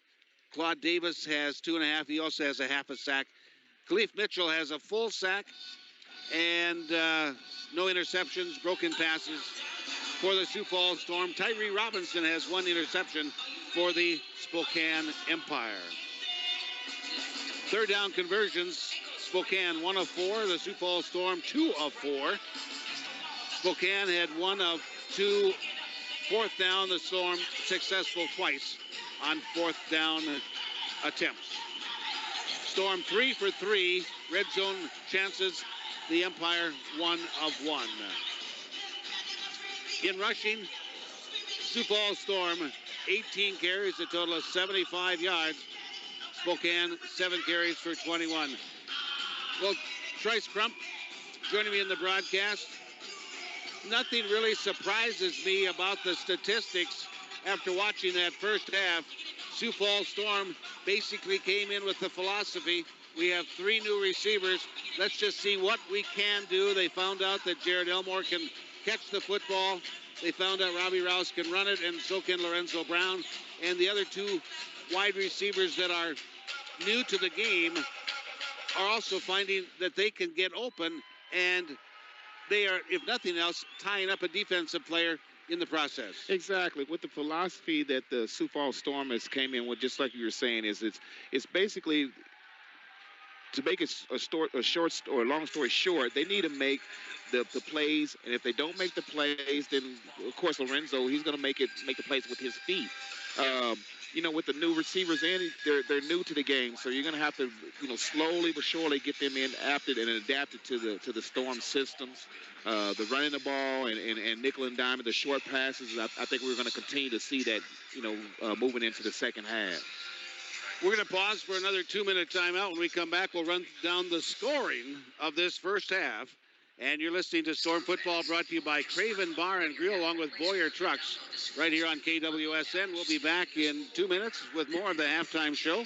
Bring up to date about the other scores from around the league from last night and also tonight, and any other information that we can possibly come up. Also, we have some shout-outs. A very special one want to send to a person that is missing the game tonight, and it's been a very long time since that person missed the game. We'll send the shout-out to her after a little bit.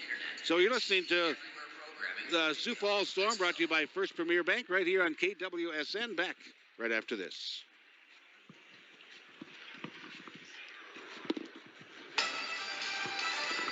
Rich, I'm going to go use the restroom real quick. But sure. Weather update for you. After a very warm and sunny day today, tonight we're going to fall to about 46 degrees. Still expecting clear skies during the overnight hours. Still southeasterly winds. They're going to be a little bit gustier tomorrow. West sustained winds about 20 miles per hour. Most sunny skies expected, and highs in the middle 70s. As always, we stay for the weather on the Storm Tracker app, available for most smartphones.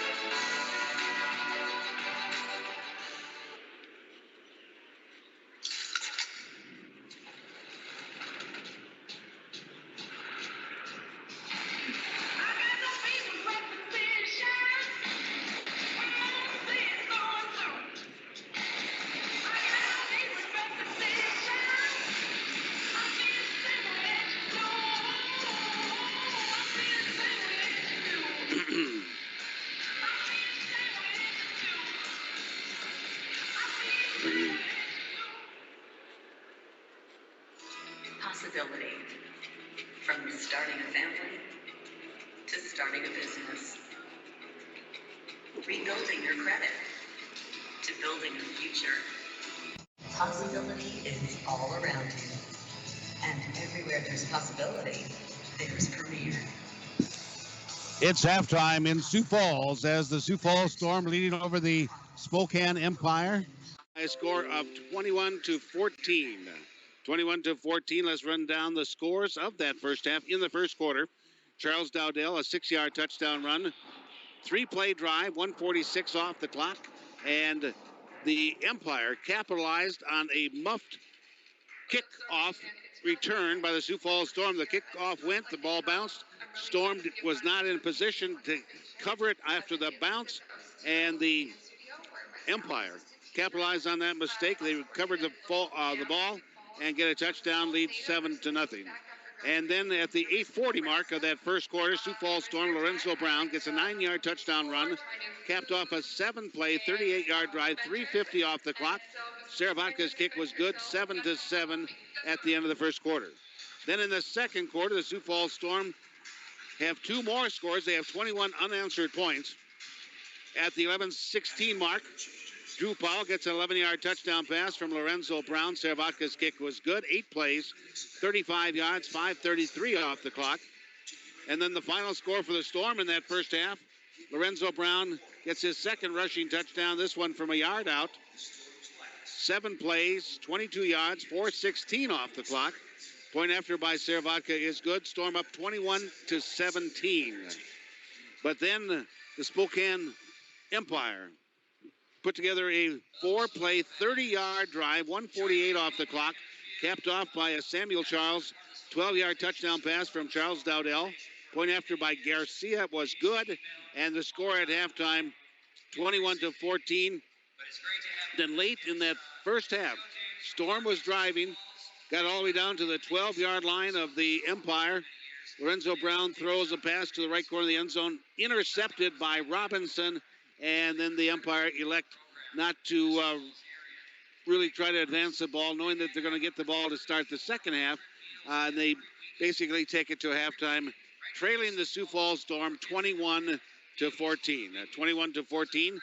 Trice Crump with me in the broadcast. And Trice, when you think back of your time with the Sioux Falls Storm, one of the things that Coach Riggs really is the master of, and that is the halftime adjustments. Yeah, that is the key. Not only with Coach Riggs on the offensive side of the ball, with Aldridge back then with our defense, being a defense coordinator, we had adjustments that we would do in a halftime that the opposing offense that would think that we were going to be doing coming out in the in the second half, that we would change up, so it would throw them off. So the halftime adjustments are very, very key, and that's pretty much is what's going to decide this ball game. One thing about it, the Empire have a great opportunity to start the second half, as they will get the football. They had won the toss, elected to defer. So if they can get the ball and score and tie this contest, it's going to make for a very interesting second half. Now, last night in the Indoor Football League, the Arizona Rattlers survived a scare at Cedar Rapids as the Rattlers defeated the Titans by a score of 34-32, as the Titans had scored a touchdown, went for a 2-point conversion, unable to capitalize on it, tried an onside kick, recovered by the Rattlers, and the Rattlers win 34-32. And then Wichita Falls Nighthawks defeated the Nebraska Danger 57-40. Listen to Steve Stein last night on the broadcast for Nebraska. Does a great job. And it was just a tough night for Nebraska, penalized a lot. They were in an opportunity twice late in that contest to stop Wichita Falls. Twice penalties nullified their efforts. One was an interception in the end zone, and Wichita Falls gets a late touchdown, and they win by 17, 57-40. And the last score that I had with the Green Bay Blizzard hosting the Iowa Barnstormers, it was 21-17 starting the third quarter. We've had some internet issues here in the press box tonight, and we're just having some problems with our screens right now, but we'll keep trying and see if we can bring any updates for you as far as that game up in Green Bay, Wisconsin. The Sioux Falls Storm next week are going to be at Green Bay, the third and final game between those two ball clubs this season. And the Storm had a tough game up there just a couple weeks ago as Storm won 56-49. Green Bay put up the most points the Sioux Falls Storm had scored up until that point. 49, in fact, that's the most for the season. Then last week, Storm was defeated by the Nighthawks 44-36. 44-36. We're going to pause for a timeout. I'm going to try to use another means of getting that information for you. But at halftime here in Sioux Falls, it is the Storm 21 and the Empire 14. And you're listening to Storm Football, brought to you by Fireplace Professionals right here on 98.1, 1230 Sports Radio KWSN. Craven Bar and Grill immediately following tonight's game. You must be 21 or older and present your Storm game ticket to receive the offer. Thank you, Budweiser, and thank you, Craven Bar and Grill, your official Storm post-game party place. The Storm thank Belle Touche Salon and Day Spa. They are the official hairstylists for the Storm Lightning Girls and the only Aveda Life. Rich, I thought the Arizona Rattlers would come in and make a little bit more of an impact than what they. Yeah, it has been a big adjustment for them. It's an entirely different way to play. Yeah. For their sponsorship of the team's Handoff to Kids community program that helps. But I look for them to continue. Tickets to area youth charities. The Storm also salute the first Premier Bank card. And I just think that come the end of the season, they're going to be right there. Yeah. Well, they definitely have the means to do it. That's for sure. I mean, with a team like that, with the history, I mean, you're gonna have access to a lot of different players and Coach Guy is a very good coach down there. Yeah.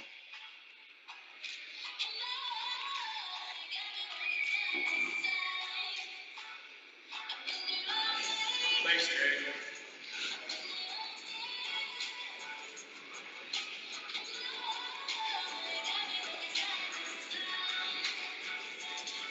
Congratulations once again to Troy Martin, who is the winner of tonight's Thunderball Arby's prize, a free combo of meals for an entire year. And also to Marisol Folkens, who won a completely autographed Storm game ball courtesy of Scott's Lawn.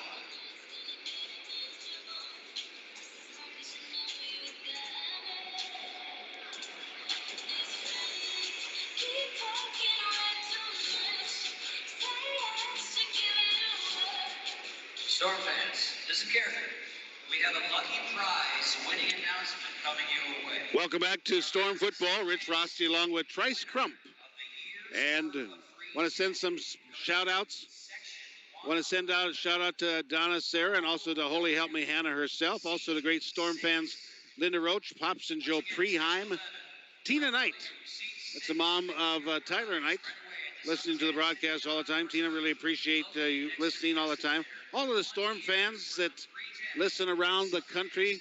Roger and Maxine Brink in Nebraska, and also all the folks out in Hoven, South Dakota. Smokey and Gerard, and all of you great Storm fans out in Hoven, South Dakota. I want to send a special shout out to a lady who is missing her first Storm home game in 10 years. And she is the mother of Todd Tryon, Geraldine Tryon, unable to be with the game tonight. I talked to her husband, Jerry, and he said, I want to send a special shout out to you because it's first time in 10 years that you've missed a Storm game. So here's your very special shout out, Geraldine Tryon. Wow.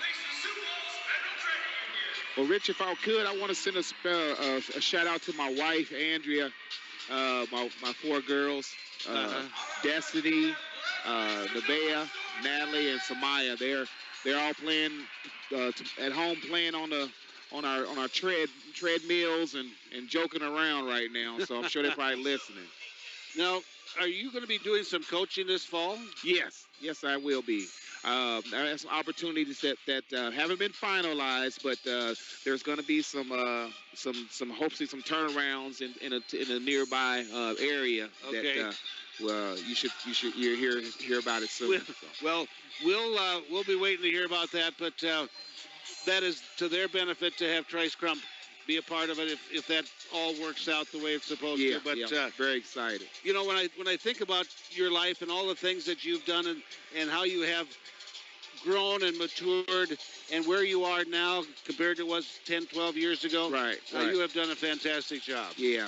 Rich, and the thing about with football that I've known and sports in general, it just brings you that cohesiveness with just making friends and keeping those lifelong friends, and then just being able to give back to the youth. That's the key, is giving back to the youth and teaching them the right ways about doing things on and off the field, and then going and then feeling good about yourself when you see those kids, get it. It's just a switch, and you see those kids get it, and then it just makes you feel good in regards to that. Speaking of kids and looking down the field, big Corey Johnson down there holding his daughter on the sideline. She looks pretty small in the crowd in the arms of big Corey. And what a defensive force he was at nose guard for the Sioux Falls Storm for so many years. Iowa Barnstormers and the Green Bay Blizzard. The score started the third quarter. Still 21-17, the Barnstormers with the lead. Here, the Sioux Falls Storm leading by 7, but the Empire have the ball to start this second half. Now, the Sioux Falls Storm lost last week, and I checked the records. The last time the Storm lost 2 games in a row was back in 2009, and that was June 6th and June 13th. Both were to the Billings Outlaws, 70-35, and at home 34-22. So it's been since 09 since the Sioux Falls Storm have lost 2 games in a row.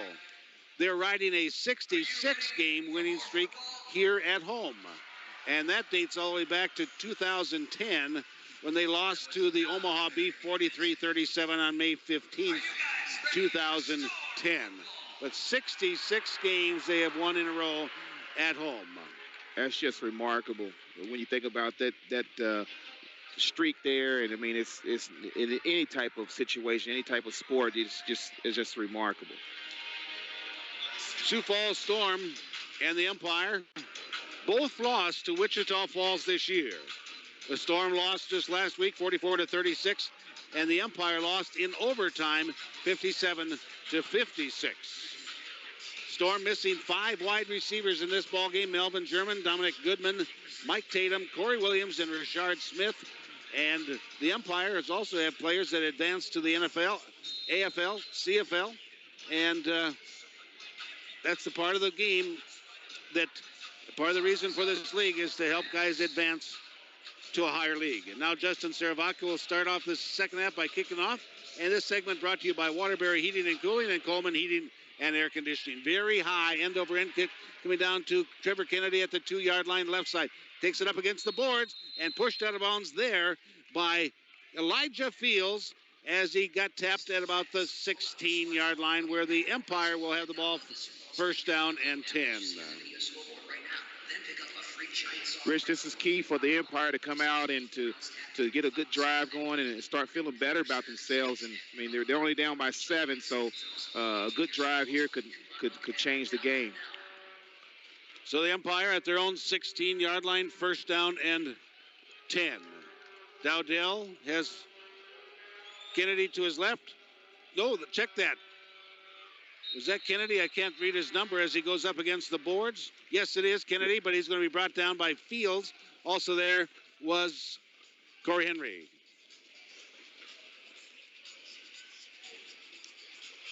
Gain of about a yard.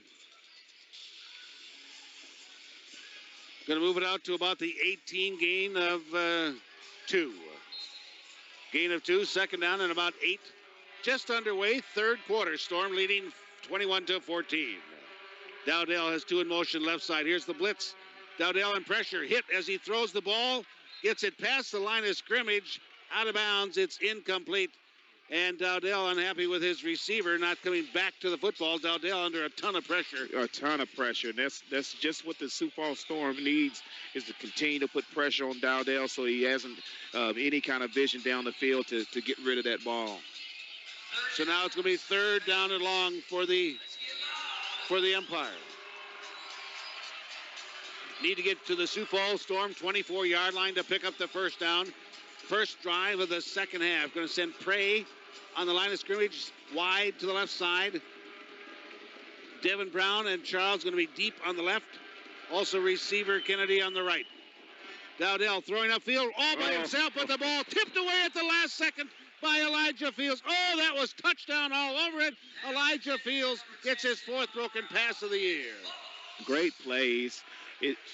Like you said, it was a great break. I did see another receiver that was open going in the middle, but he overlooked him and went for the big pass there. Boy, that had touchdown written all over it. Oh yeah, it did. And so now on 4th down and 8. 4th down and 8 from their own 18-yard line. The Empire going to go for it. Prey and Brown deep on the left side. Charles on the line of scrimmage left. Kennedy in the backfield. There's the snap. Here's the blitz by the Storm. Dowdell's going to run. Big mistake as Tyler Knight's going to push him out of bounds. A loss of a yard. Make that 3. Back to the 15-yard line. And the Sioux Falls Storm hold on downs again.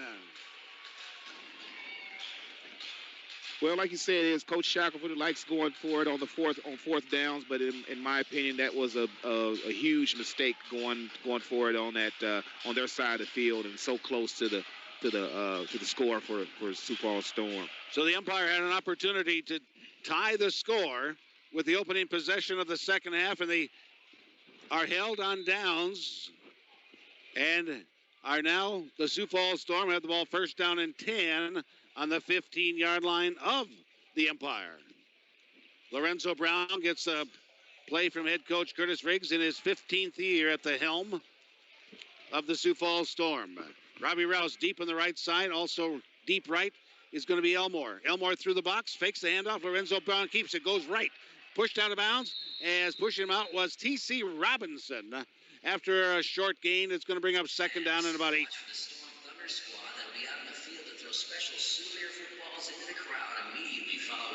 Going to push the ball down to about the 12-yard line. Second down and about 7. Second down about 7. Third quarter, 11:42 to play. Storm leading 21-14 over this Spokane Empire. Now Lorenzo Brown, shotgun formation. One through the box, fakes the handoff, gives it to Robbie Rouse instead. Right side carry, gets around the corner, bounces off a tackle, takes it down close to the 5-yard line. It's going to be very close to a first down. Rich, that's where that 5'6" frame comes in handy. He slid right underneath the defender and was able to get a few more yards and get a good drive going for the Sioux Falls Storm. Storm using some clock. Minute and a half gone already. They took over on downs at their 15-yard line of the Empire. Now they're at the 6, third down and about a yard. Lorenzo Brown keeps it, breaks out of a tackle, kind of pushes his way and falls over down to about the 4-yard line. We got pushing and shoving as tempers are getting on a little bit high, and a flag comes out. Oh, my. And Coach Riggs out talking to one of his offensive linemen. There's Jabari Buckley. He got into an altercation with one of the Empire defenders.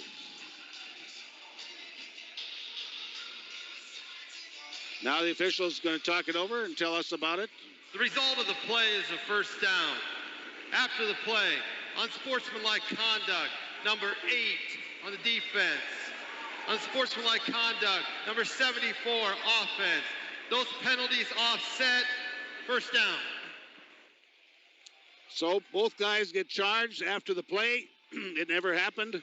And the Storm have a first down and goal at the 4-yard line. Penalties. Spokane averages about 76 yards a game. The Sioux Falls Storm about 57. And now Elmore splits deep to the right side. Deep left is going to be Shufford. Shufford will go through the box. He gets the handoff, takes the turn to the corner, dives for the end zone. Did he get in? Yes, touchdown.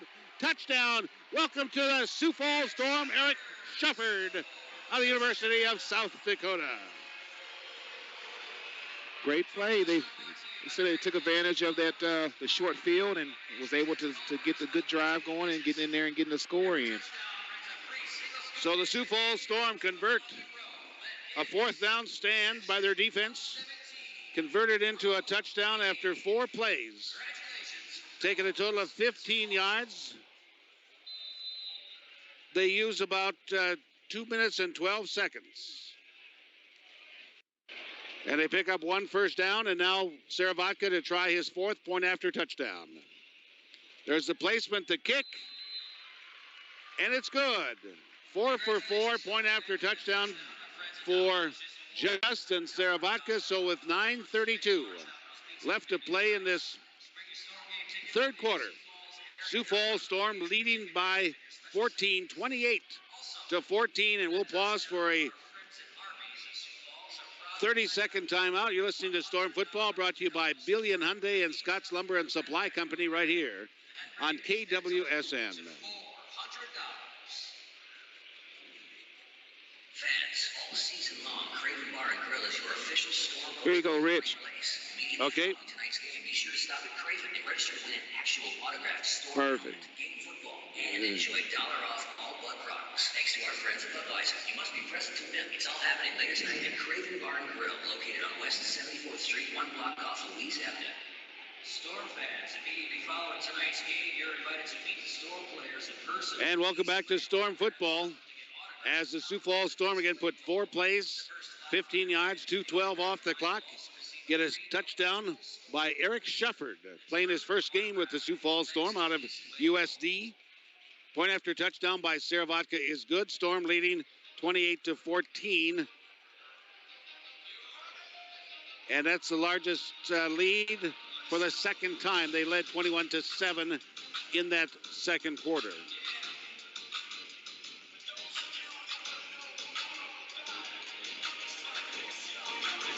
Looking to get an update. Last I heard, 21-17. It was the Iowa Barnstormers. But like I said, we're having a little trouble getting things updated at this level. Here's the kickoff. And about 2 yards deep. Brings it out.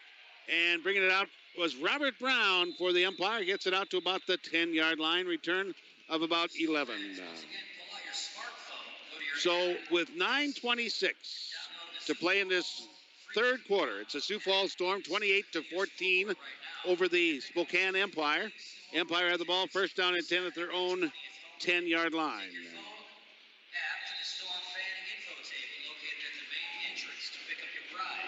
Enjoy great savings in all Storm games with your Sioux Falls free coupon book app. So 9:17 to play, third quarter. Dowdell gets the snap. Looking left, looking center. There's a man wide open as he had Devin Brown wide open at the 25, over his head, incomplete. That is a play that they needed to take advantage of, Rich. That was a big play for him, and who knows, it could have went for a touchdown, but it definitely could have got them going in the right direction, that's for sure. So now the clock rolls, 8:47 to play, third quarter. Storm leading by 14, 28-14. And with 9:05 to play in the third, it's still 21-17. Iowa leading over Green Bay. Now Dowdell puts 2 in motion, trips to the right side. Back to pass, throws it behind the intended receiver as he tried to get that to Devin Brown behind him. Tackled by Matt Hermanson. But the quarterback, Dowdell, it's like he was afraid of getting hit. He's short-armed. Yeah, he seen the pressure coming, so he had to get rid of it a little bit sooner than what he would like. But, with that nickel and dime concept that they're doing right now, and I just don't think that that's going to be key for them to get back into this game.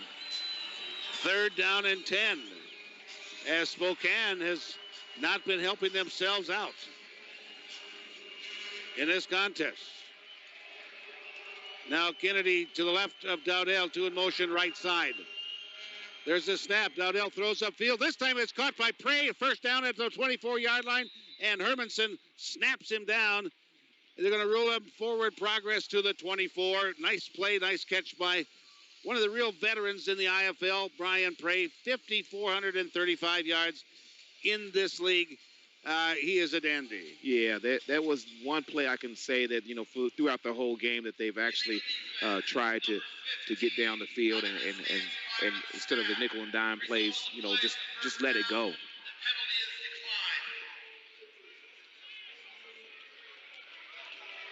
There was an illegal defense charge against the Sioux Falls Storm, but that penalty is declined. The Empire take the play. It's a first down at the Empire 24-yard line. 7.5 to play, third quarter. Storm 28-14. Draw by Dowdell. He's wrapped up and brought down as getting in there Tyler Knight. Tyler Knight along with Claude Davis, but Tyler Knight keeping the ballgame 65.5 tackles, and the leading tackler for the Sioux Falls Storm, one of the leading tacklers in the league for many years.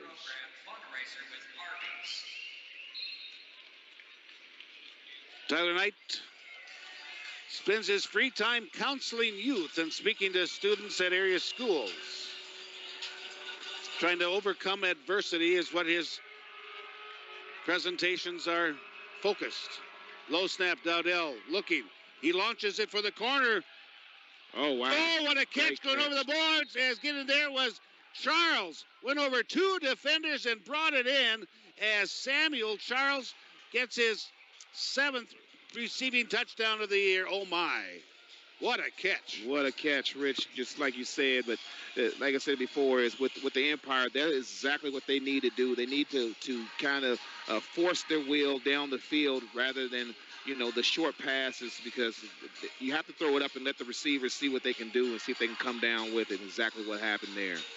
Dowdell and Charles hook up for the second time. This one a 26-yard passing play, and now on the field, Garcia to try the point after touchdown to pull the Empire within 7. Here's a snap, placement kick, and it's no good. The kick is wide to the left side, and the score stands. It's an 8-point ball game. It's the Sioux Falls Storm 28 and the Empire 20. We'll pause for a 30-second timeout. You're listening to Storm Football, brought to you by Beal Distributing and Budweiser right here on KWSN. Back in 30.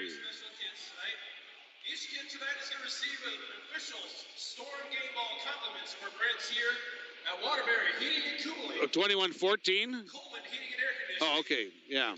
Thank you. By Jeff Stevens, the assistant manager for Coleman Heating and Air Conditioning. Okay. Storm fans, let's make some noise for our young fans out here tonight that are going to receive a game ball.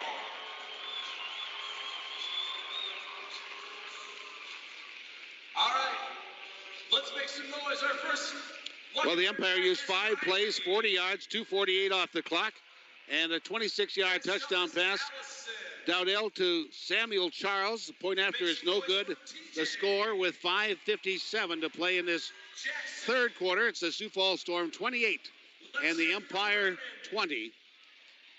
And the Sioux Falls Storm, you cannot defense a play any better they did, but just a tremendously athletic play by Samuel Charles. Exactly, Rich. And like you said, the both defenders were there. It wasn't like he was wide open or anything like that, but the receiver just jumped up and made an exceptional catch there.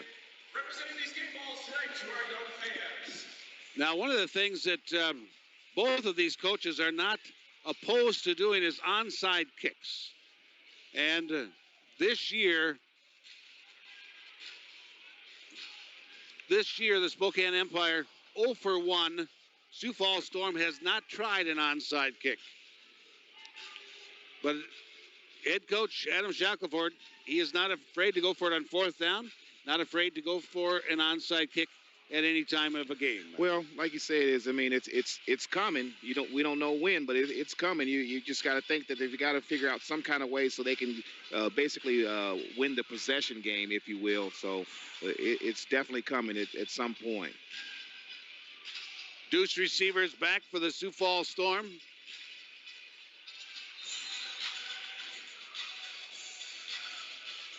Deuce Finch. First time playing with the Sioux Falls Storm, back to receive kick.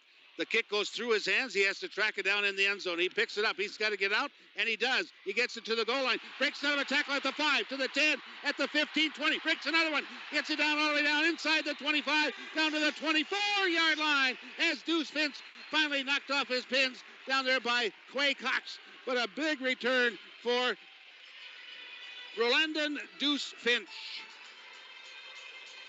That 5'10", 215 body frame there helped him. He looked like a little pinball bouncing off those defenders there, Rich. That was he made a great play out of something that could have been really, really bad for the Sioux Falls Storm.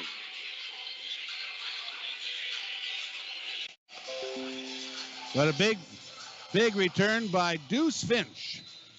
First time having a chance to play with the Sioux Falls Storm. He's had to play behind Robbie Rouse, but with the penalties, Deuce Finch, the second, getting an opportunity out of Boston College.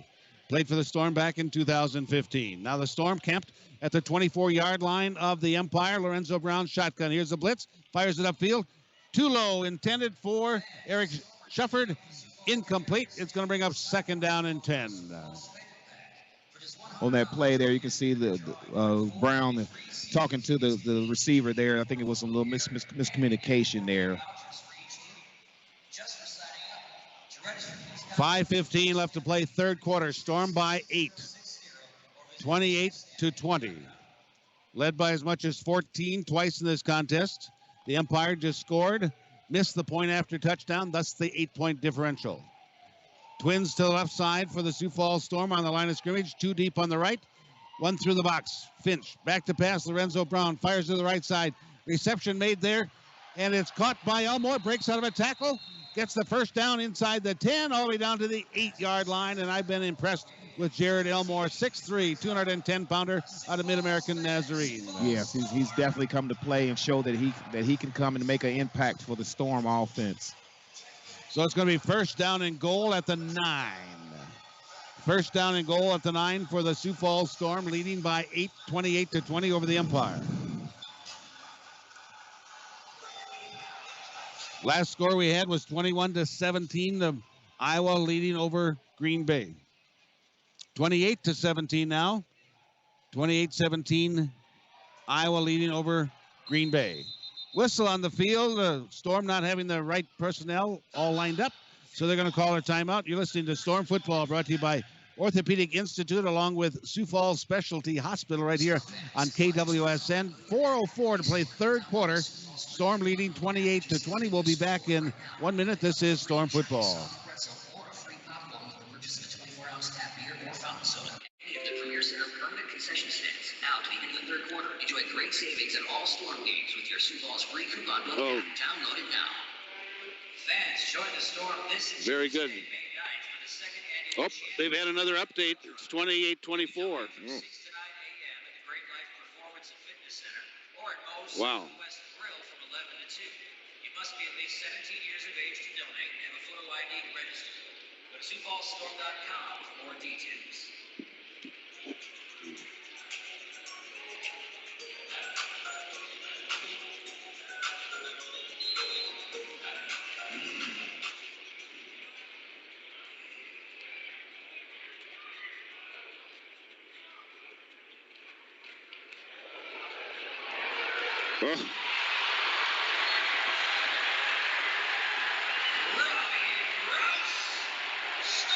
Back to action as the Sioux Falls Storm hand the ball off, and it goes to Deuce Finch, and he's going to finish off this series as he takes it in from the 9-yard line out, bumped a couple times, dove in, touchdown Sioux Falls Storm.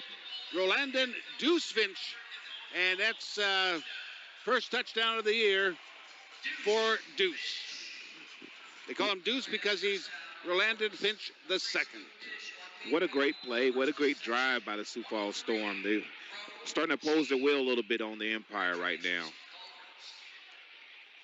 But Deuce gets his first touchdown. Storm leading 34-20. Point after touchdown coming up.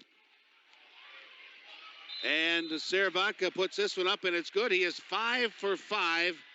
Point after touchdown, and the Sioux Falls Storm leading 35-20. 35-20 over the Spokane Empire. And we're going to pause for a full timeout, a full minute. And you're listening to Storm Football, brought to you by Craven Bar and Grill, along with Boyer Trucks, right here on KWSN back in one. He's going to roll those dice down to the field. All right. If he lands total 7 or 11, he's going to win himself a $100 gift card to Eastway Bowl, and the entire Premier Center is going to win a free game of bowling. Michael, go ahead and roll that first one down here. All right. Heads up. First number is a 3. All right, we're going for a more. Storm fans, let's hear it. Let's hear a second roll.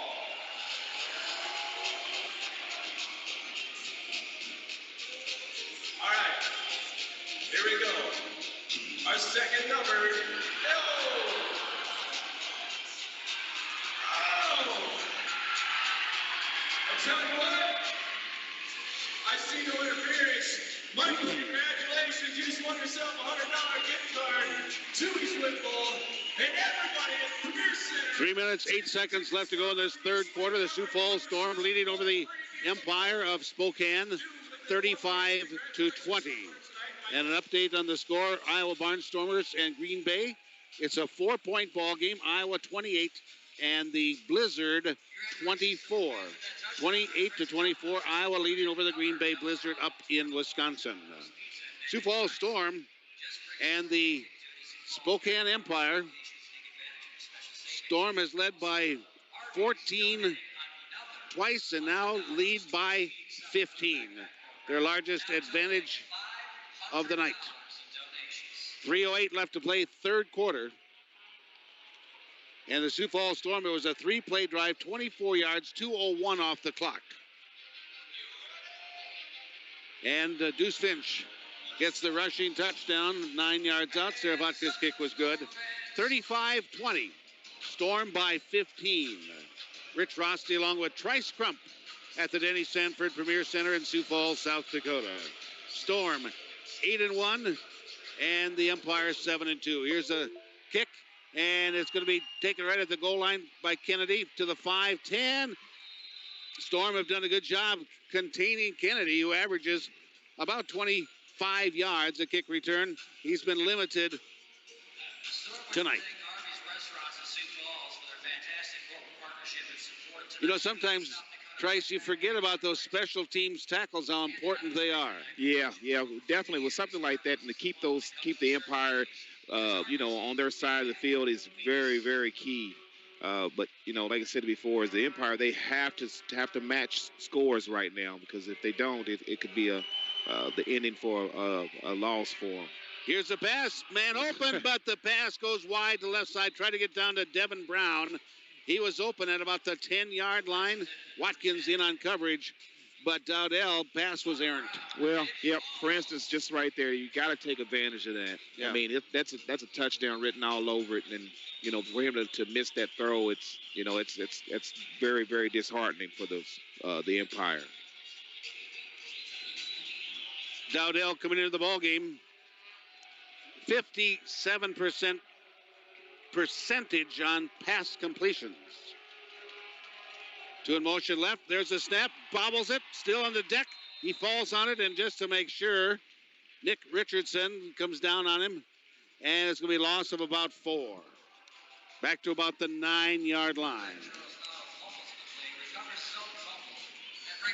1:57.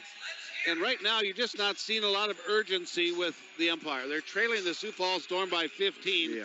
But it just seems everything is moving fairly slow. Yeah. They've got to have more urgency in their play calling and running plays right now. 3rd down and 14. Clock's down to 6 seconds and counting. Down to 3. There's the snap, low but picked up by Dowdell. He's just going to launch it downfield. He just threw up that as a prayer. He was having tons of pressure as Claude Davis and Tyler Knight both in on tremendous pressure. Right. Yep. He didn't have a chance to really set his feet and to deliver the ball to the receiver. So, yep, that's what it looked like, just an errant throw. So now 4th down and a ton. Need to get all the way out to the Empire 23-yard line to pick up the first down. And it's 4th down and about 14. And they're going to send Garcia out for a field goal attempt. And this will be a long one. They're going to put this one down at about the 2-yard line, 48, make this a 56-yarder. A 56-yard attempt. And back to receive, if it's short, is going to be Snoop Blackman. There's the snap, placement. Garcia puts it up, and he puts it to the left. It's way short, and it's to the left, but it's going to be picked up there by Snoop. Takes it out to the 5, 10, 15, 20, 25. Runs into his own player. He ran into Nick Richardson, and then he's going to be tackled and brought down at about the 22-yard line of the Empire. But Snoop Blackman with a good return.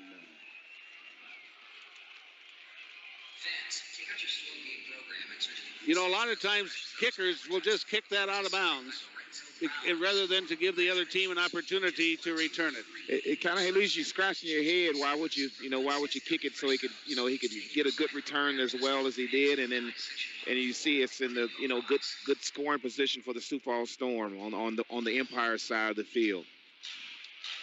It's all about field position right now, Rich.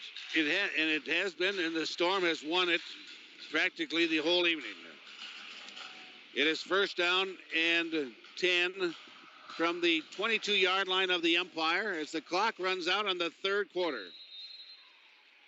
So, folks, we have the final verse, the final stanza of the 4th quarter coming at you from Sioux Falls, South Dakota. The score after 3. It's the Sioux Falls Storm 35 and the Empire 20. And we'll pause for a 1-minute timeout. You're listening to Storm Football, brought to you by First Premier Bank, right here on KWSN. Back in 1. Yeah, 1 minute.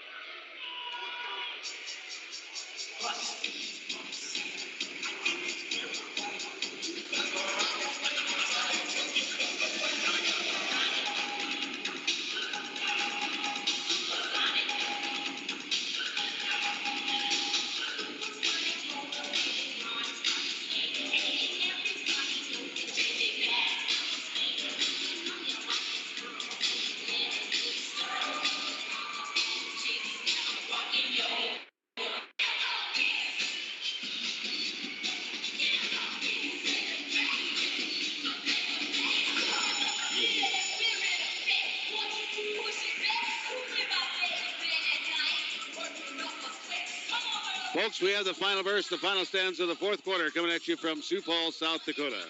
Rich Rossi along with Trice Crump. And the score, it's the Sioux Falls Storm 35 and the Spokane Empire 20 in their only meeting of the season. Yeah, I just don't think that Spokane. Like you said before, Rich. I think the Spokane came out with the mindset that the Sioux Falls Storm was going to be down. But as you can see, as far as the game plan, the Sioux Falls Storm is stuck with their game plan and hasn't tried to do too much and just kind of had their way with the Spokane offense and defense, if you will. Storm on the night, 23 rushes, 99 yards. Spokane, 10 rushes for 19. Total offense for the Storm, 145 against 87 for the Empire. Lorenzo Brown in passing, 4 of 7, 1 pick, 1 touchdown. Charles Dowdell, 8 of 18, 84 yards, 2 touchdowns, 3 sacks. And the Storm defense has had pressure on Dowdell all night long, and the pressure has been I think, a key in this contest, keeping Dowdell off balance. Yeah. Now the Sioux Falls Storm, after the big return, have it at the 22-yard line of the Empire. Fakes the handoff. Lorenzo Brown goes left side. He's got a blocker in front of him. He's got that first down inside the 10 before he's finally rolled down there by O.J. Mao. Gets it all the way down. They're going to call it down at the 10-yard line, gain of 12. Rich, when they're getting 5, 6, 7 yards each pop, you don't have to do much. You don't have to worry about passing the ball down the field. When you're getting that type of yardage, you just stick with the game plan and just continue to put your wheel on the Empire's defense and drive the ball down the field. Storm leading by 15, 35-20. Storm have 5 wide receivers injured, and they are commanding this game, running the football. This time they get it to Deuce Finch, and he's going to be tackled for a loss this time, back to about the 11-yard line. But Deuce Finch out of Boston College, back with the Sioux Falls Storm, had played with them back in 2015. But again, the Storm, 5 wide receivers injured at this time, not in this game, but Goodman, German, Tatum, Williams, and Smith. And the Storm playing with 2 new wide receivers in Jared Elmore and Eric Shefford, and also the backup quarterback, Drew Powell. Now Lorenzo Brown, quarterback draw, is going to follow Finch's block, takes it down to about the 5-yard line before he's tackled by Andrew Jackson. But that's going to be a gain of 5. They're going to rule it down at the 6. So that's a gain of 5. It's going to be 3rd down and goal from the 6-yard line. Clock rolls, 13-17, fourth quarter. Storm by 15, 35-20. And you're listening to Storm Football, brought to you by Fireplace Professionals. Great Storm broadcast partners for so many years. So now the Sioux Falls Storm, 3rd down and goal from the 6. Trips to left, 1 through the box. Lorenzo Brown fires, end zone, intercepted, and the Empire's got some room to roam, and they're going to run down the right sideline at the 20, 15, 10, 5, all the way, returns it, 54 yards for the return, and coming up with that interception for the Empire, and he's going to be flagged for throwing it into the crowd. Robert Brown gets the interception. You can't throw it into the crowd if you're the visiting team, but it doesn't matter. He gets a pick six. That was a great play. That's what they needed, Rich. That could turn the game around. Just that play right there could turn the play around for the Empire. But Brown on a 54-yard interception return. After the play, excessive throwing the ball in the stands on the defense. 15-yard penalty will be assessed after the succeeding kickoff. But Brown quieted the crowd here at the Denny Sanford Premier Center and now have pulled the Empire 35-26. A 9-point ball game, and looks like the Empire going to go for a 2-point conversion. Coach Scheck, one of the most successful coaches of not only indoor but arena football, coached the Shock to a championship in Arena Football League. Very interesting man to talk to.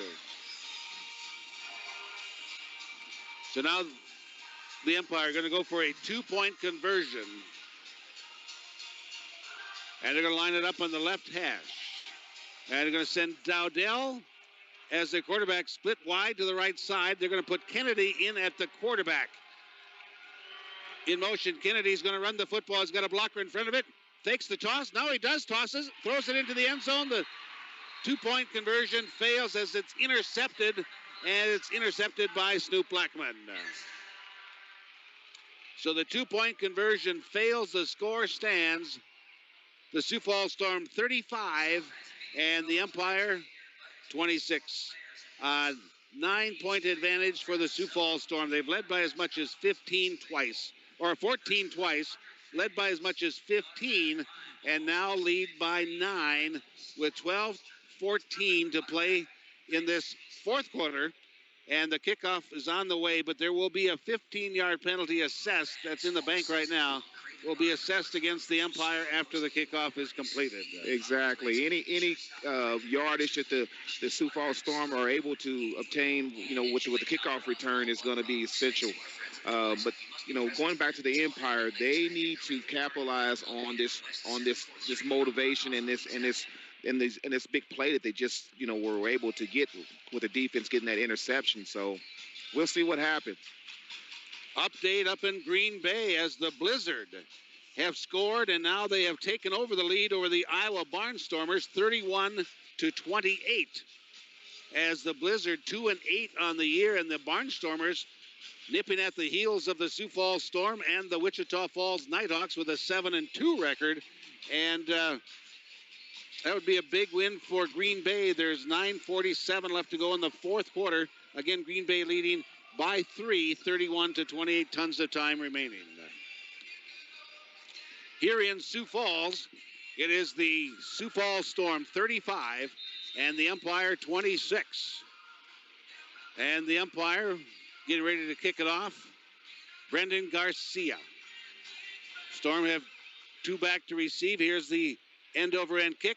It's going to be taken at about the 6-yard line, moves it straight up the center, and going to be wrapped up and brought down as Snoop Blackman. Bringing it out, returns it out to about the 24-yard line of Sioux Falls. 12:08 to play in this contest. Storm leading by 9, 35-26. You're listening to Storm Football, brought to you by Waterbury Heating and Cooling and Coleman Heating and Air Conditioning.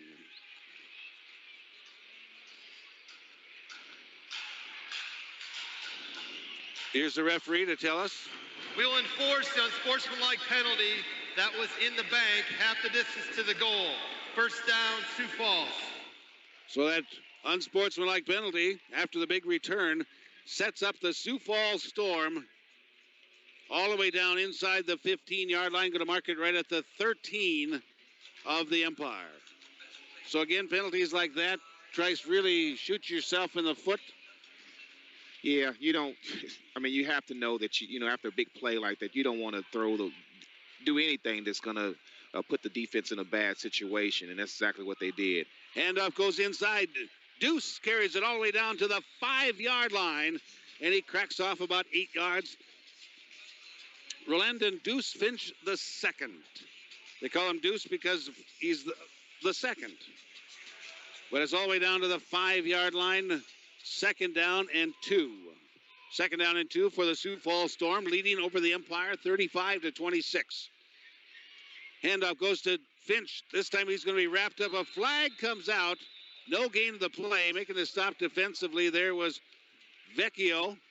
Also there was Love and Haig, but we have a penalty thrown by the back judge, I believe. 11:17 to play in this fourth quarter. Storm leading by 9, 35-26, but they're threatening down at the Empire 5-yard line, depending upon the result of the play that previously happened.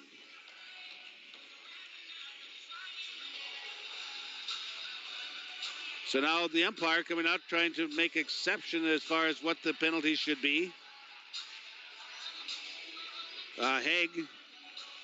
Nick Haig, talking to the officials, trying to figure out where the ball should be placed after the penalty. And now other players are starting to communicate a little bit more. Defense, number 8, lined up inside the belt. The penalty is half the distance to the goal. Result of the penalty is a first down. So after the penalty, illegal defense charge against the Empire. It's going to be an automatic first down, half the distance to the goal, all the way down to the 2.5. But a first down, 11:14 to play, fourth quarter. Storm by 9, 35-26. As the Empire used a interception, returned it 54 yards for a touchdown by Brown. And now the Storm are threatening again. This is a handoff going around the right side, takes it into the end zone for his second rushing touchdown. Eric Shufford out of USD. Once again, Rich, the Storm just took what the Empire gave them, drove down, scored the touchdown, and here we are at 41-26 right now. So the Sioux Falls Storm used 2 plays. Went a total of 26 yards, capped off by a 2.5-yard touchdown run by Safford. And now we got the point after touchdown by Justin Saravatka. And Saravatka is going to try his sixth point after. Storm leading 41-26. 41-26. And Matt Hermanson snaps it back a little high, but Lorenzo Brown puts it down. The kick goes up, and it's good. As 6 for 6 point after touchdowns by Justin Saravatka. The Storm lead 42-26. Sioux Falls Storm up on top by 16. So with 10 minutes even on the fourth quarter clock, we'll pause for a 1-minute timeout. A 1-minute timeout. You're listening to Storm Football, brought to you by Billion Hyundai, right here on 98.1 1230 Sports Radio, KWSN. Okay. 3,400 meals every week to children in need right here in Sioux Falls. A lot of these kids get food throughout the week at school, but throughout the weekends, they actually don't have meals. So they're provided by this backpack program from Feeding South Dakota. Over 3,400 meals are needed every week right here in Sioux Falls. It's a lot. It's a big number. And obviously it takes a lot of money for that. So Arby's been a huge sponsor of ours and supporter of Feeding South Dakota. Along with them and all of you tonight, we have raised for Feeding South Dakota, we have a check for Miss Allison Struck from the Backpack Program Coordinator, a check for $8,630. Thanks again to Mr. Joe James, President and COO of Arby's of Sioux Falls. But that's not all. Arby's of Sioux Falls would also like to present Feeding South Dakota Backpack Program an additional donation sum of $1,000 for their sponsor of Storm Touchdowns tonight. So that brings us to a total of $9,630 going to Feeding South Dakota Backpack Program, courtesy of Arby's, and all of you. Give yourselves a hand. Wow. Eric Van Beek, PA announcer here for the Sioux Falls Storm, announcing the backpack program along with Arby's Feeding South Dakota program, raising just shy of $10,000 tonight. And that brings to a total of $320-some thousand raised and donated back into the community by the Sioux Falls Storm over the last 2.5 years. And now Saravatka getting ready to kick off. And he puts this one up. And it's a bounding kick. Bounces off the wall. Kennedy's at the 5. Bounces off one tackle at the 10. Still on his feet. Trying to turn the corner. Loses yardage. Takes it back to about the 10-yard line. Kennedy has been really contained on the kick returns tonight, Trice. Yeah, the Storm kick team have definitely put a bounding on him getting anywhere in as far as kick return yardage for the Empire offense. So the Sioux Falls Storm leading by 16. That's the largest lead they've had. They've had 15 and 14 twice. And now they lead by 16 over the Empire. 9:53 to play in this contest. Empire have the ball first down and 10 at their own 11-yard line. Dowdell quads to the right side, 2 in motion. Low snap, picks it up. Flag on the field, hit as he throws the ball. Nobody in the intended area, but we have flags, at least 2 of them that I can see. Trice, I got to be thinking illegal defense. Yeah, yep, that's exactly what it is. Number 15, movement prior to the snap. 5-yard penalty, still first down.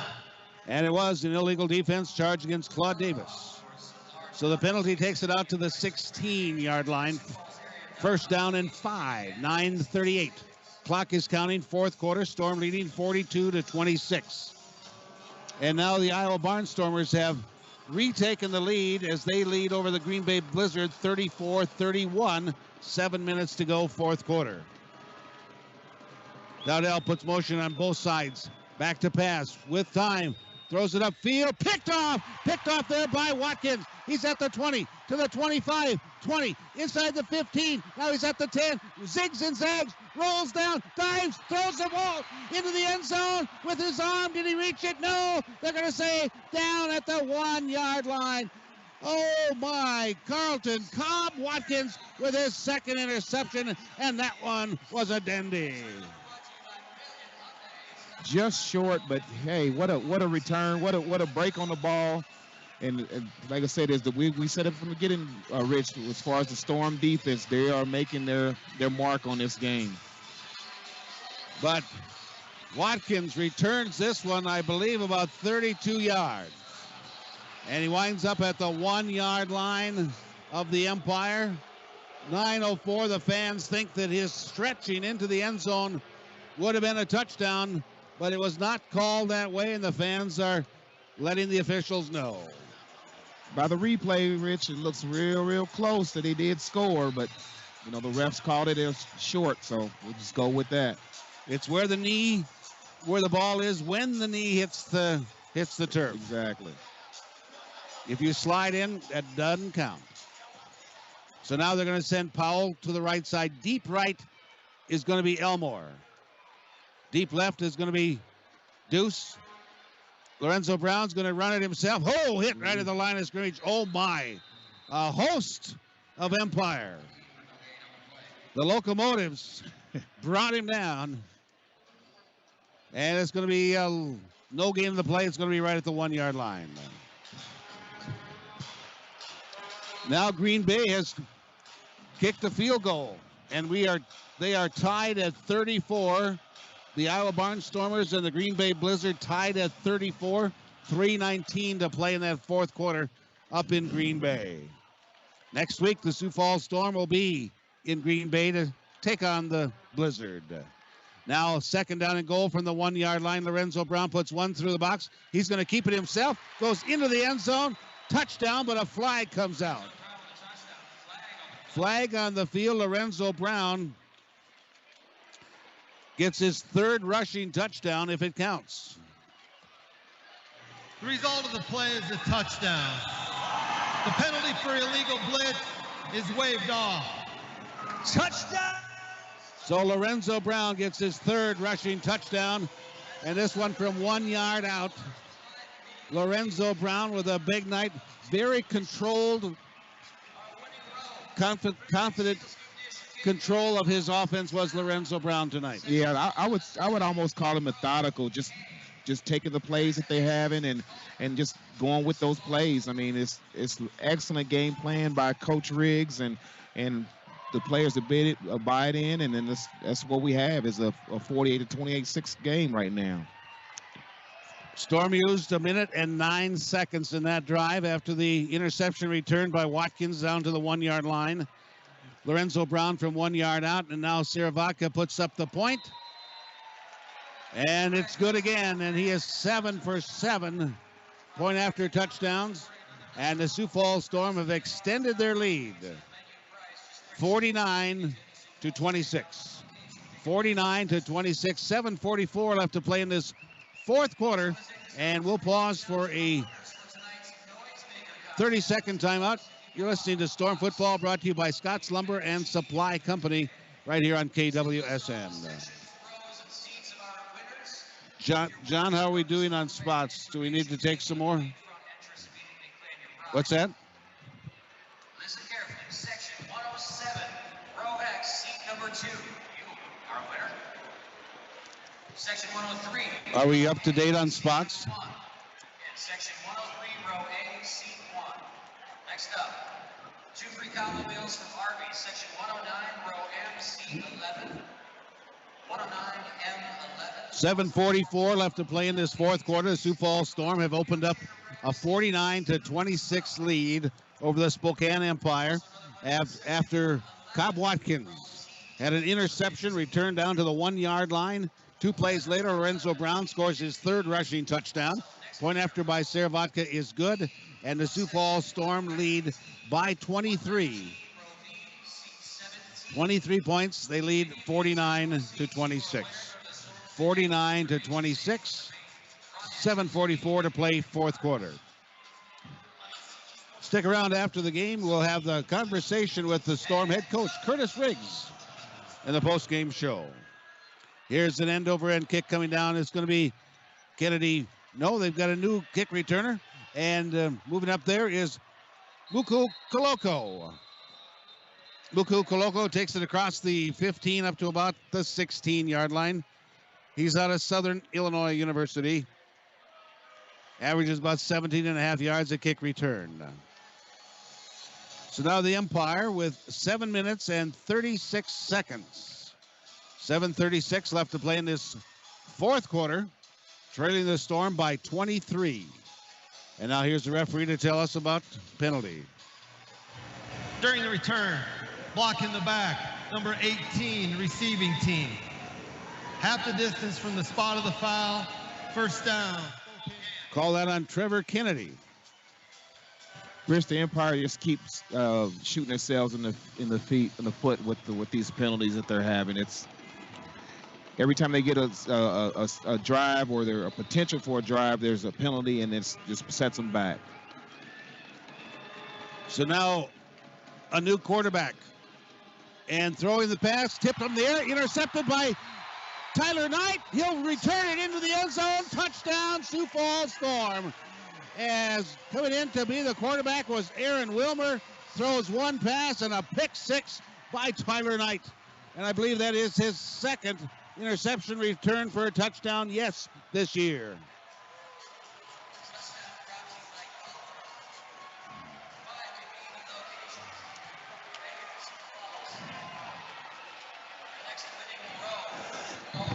And things are going from bad to worse for the Spokane Empire tonight. Yeah, it's snowballing right now for them. It's really don't have you lost the words almost, because these guys are, they came in and they kind of thought they had an honest chance to survive and to be able to compete with the Storm, and then this penalties and then mistakes like that is kind of got them where they are right now. Tyler Knight was in a great position, tipped the ball up to himself actually, and wound up returning it probably about 8 yards. And now Saravaca trying his 8th point after touchdown, and it's up. And it's perfect. 8 for 8 point after touchdowns, and now the Sioux Falls Storm lead by 30. 56 to 26. 56 to 26. Sioux Falls Storm by 30 points over the Spokane Empire. And you're listening to Storm Football, brought to you by Beal Distributing and Orthopedic Institute. Right here on KWSN, back in 30.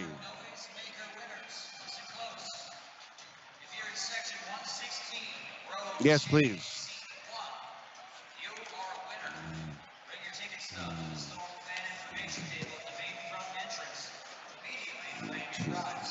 Also section 117, row B, seat 15. 117B, 15. Okay. 2 more. Accessible section 105. 6:07 to play in this fourth quarter. Sioux Falls Storm just had a pick 6 by Tyler Knight. And the point after by Saravaca is good, and the Storm have opened up a 30-point advantage, 56 to 26 over the Spokane Empire.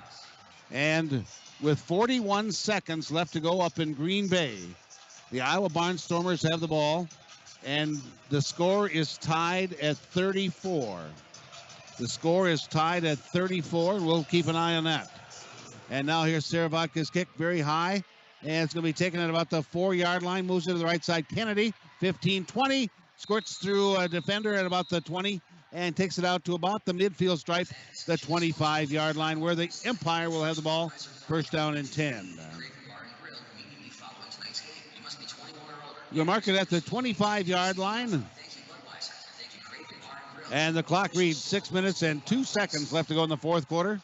Storm by 30. Storm by 30. Sioux Falls Storm with 56 points.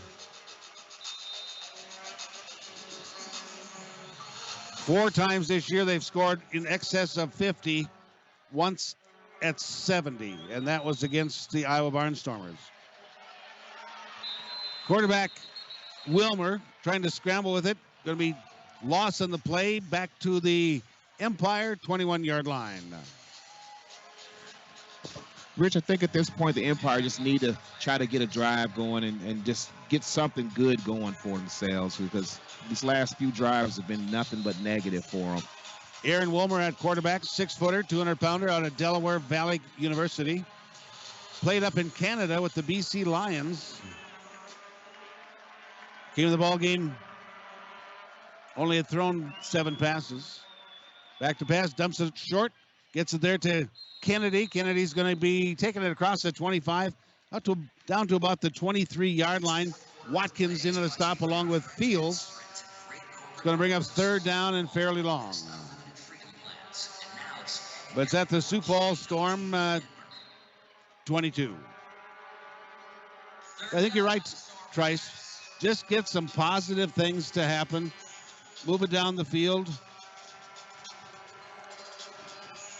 You know, get Wilmer some experience. Puts 2 in motion each side. Here's the snap. Here's the blitz under pressure. Eludes that. Now he's going to get hit and brought down. Going to be a gain of about a yard as Claude Davis. Claude Davis comes up with to make the stop. Claude's had a big night tonight. Came in the ball game leading the Storm in tackles for loss with 8. And he has a sack or a sack and a half in this contest tonight. Going to bring up 4th down. 4th down and about 7 for the Empire. Ball's Defense, 5-yard penalty, automatic first down. Oh my. So a penalty against the Sioux Falls Storm going to result in an automatic first down for the Empire. And that puts the ball at the 17-yard line of Sioux Falls. Well, that's a big penalty. That's a huge penalty. To have them down at, for the 4th down, and all of a sudden now it's first down going into to potentially drive for a score. That's huge. So now Aaron Wilmer at quarterback, replacing Chuck Dowdell. There's the snap. Lofts it down to the corner, right into coverage. going to be intercepted by the Sioux Falls Storm, or did the receiver steal it away? Yes, he did, and it is Charles. Got it away from 2 Storm defenders, and Samuel Charles gets the touchdown. No way you let that happen. You have 2 defensive backs there, and for the pass that he threw up, it is more of just a jump ball, and he wanted it, so he grabbed it and got the score. I couldn't see it from the angle, but I saw that the players, it was right in front of the bench of the Empire, and I saw them get excited. Yeah. Well, like you said, initially it looked like the Storm defensive back came down with the ball, but he just kind of grabbed it from him, and the ref called it a score. Charles gets his 3rd receiving touchdown. Timeout, Spokane, their first charge of the half. Please set the game clock to 3 minutes and 40 seconds. 3:40. Thank you. So the Empire call a timeout. We'll pause with them. We'll be back in 1 minute. This is Storm football. The Sioux Falls Specialty Hospital and Orthopedic Institute. They are the official healthcare and training team experts that keep the Storm players ready to perform. I got caught with that one, John. The Sheraton Hotel is proud to once again serve as the official host hotel for all visiting IFL teams. Let's just take a 30 if we can. Amenities and spacious guest rooms anywhere in the region. Let the Sheraton Hotel reserve your next overnight stay or business meeting. Go to SheratonSiouxFalls.com to make your reservation.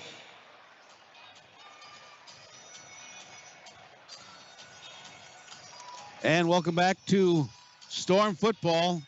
And the Empire going to go for a 2-point conversion after they just got a touchdown pass, Wilmer to Charles. And that was from 17 yards out. Capping off a 4-play drive, covered 25 yards. Now Wilmer rolling to his right side, lofts it for the corner, too high for the intended receiver as he tried to get over there to Charles again, too high for him. Triple coverage by the Sioux Falls Storm. So for the second time tonight, the 2-point conversion does not work for the Empire. The score stands 56-32.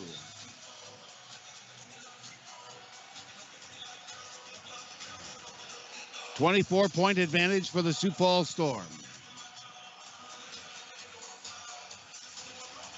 Again, stay tuned after the ball game is over. We'll have a conversation with the Storm head coach, Curtis Riggs. And next week, the Sioux Falls Storm are going to be heading up to Green Bay. And right now, checking that score with 8 seconds left, Iowa Barnstormers have scored, and they lead 41-34. They got a touchdown, a point after. Green Bay Blizzard have 8 seconds, and they have the football to try to tie it. Oh my, that would have been a big win for Green Bay. Yeah, if they crucial. If they could have pulled that one out, have been an upset over Iowa. Would have helped the Sioux Falls Storm if Iowa would have gotten a defeat as far as the playoffs are concerned. Yep, exactly. I was going to say, Rich, right here, you have no choice. I mean, I don't know if they're going to, but the Empire, they need to maybe an onside kick would be something that they would at least look at. So they did, and Garcia kicks it left side, picked up by the Sioux Falls Storm, goes into the end zone, touchdown, and getting it there is Claude Davis. The ball never went 10 yards. Storm picked it up and takes it into the end zone. Wow. And now the Empire players are talking to the officials whether or not that is right. The penalty would be if it was touched by the kicking team. If it was touched by the kicking team prior to 10 yards. But it was not, and it was just touched and picked up by the Sioux Falls Storm, the receiving team. Here's the referee to tell us about it. The team advanced the ball into the end zone. The result of the play is a touchdown. So, irregardless, Claude Davis gets the onside kick touchdown. And the Storm extend their lead back to 30 points, 62-32. And now Saravodka tries his 9th point after touchdown. High snap, well placed by Lorenzo Brown. The kick is no good.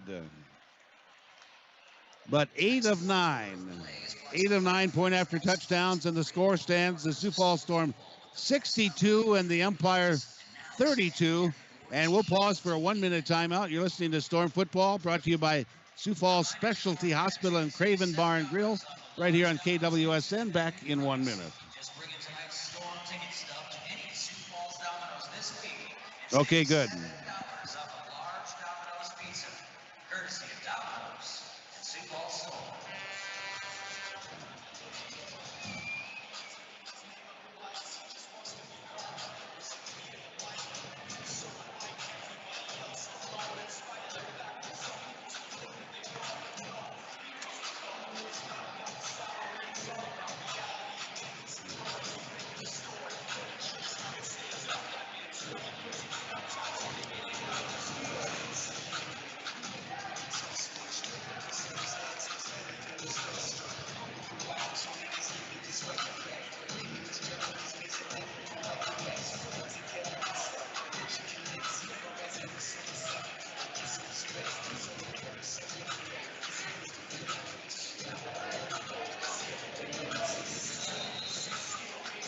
And welcome back to Storm Football. Rich Rossi along with Trice Crump as the Sioux Falls Storm recover an onside kick, return it into the end zone for a touchdown. Claude Davis, point after is no good, and now here's the kickoff as they kick it off, and it goes to Goloko, and he returns it out to about the 12-yard line. But the score with 3 minutes and 8 seconds left to play, it's the Sioux Falls Storm by 30.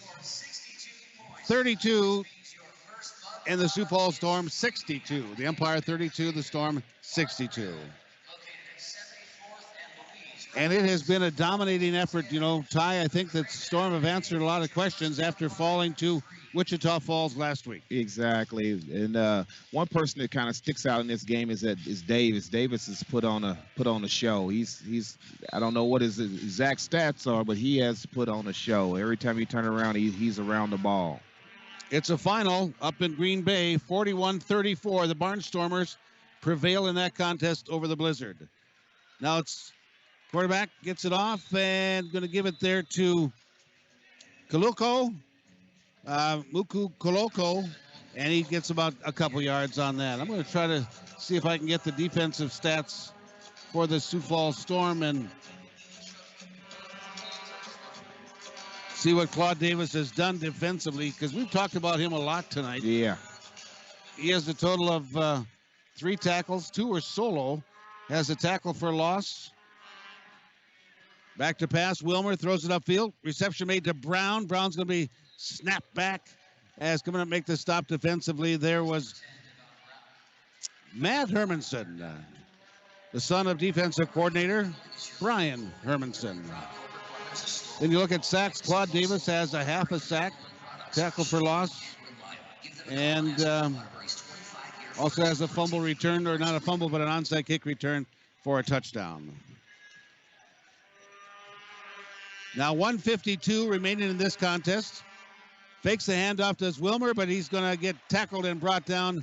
And making this stop there was Nick Richardson out of Abilene Christian University, 6'2", 240-pounder. Leads the Storm with sacks with 3.5.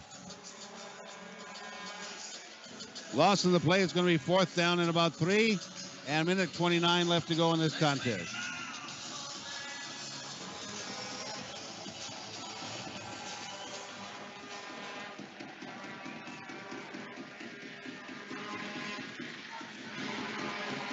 Back to pass, Wilmer.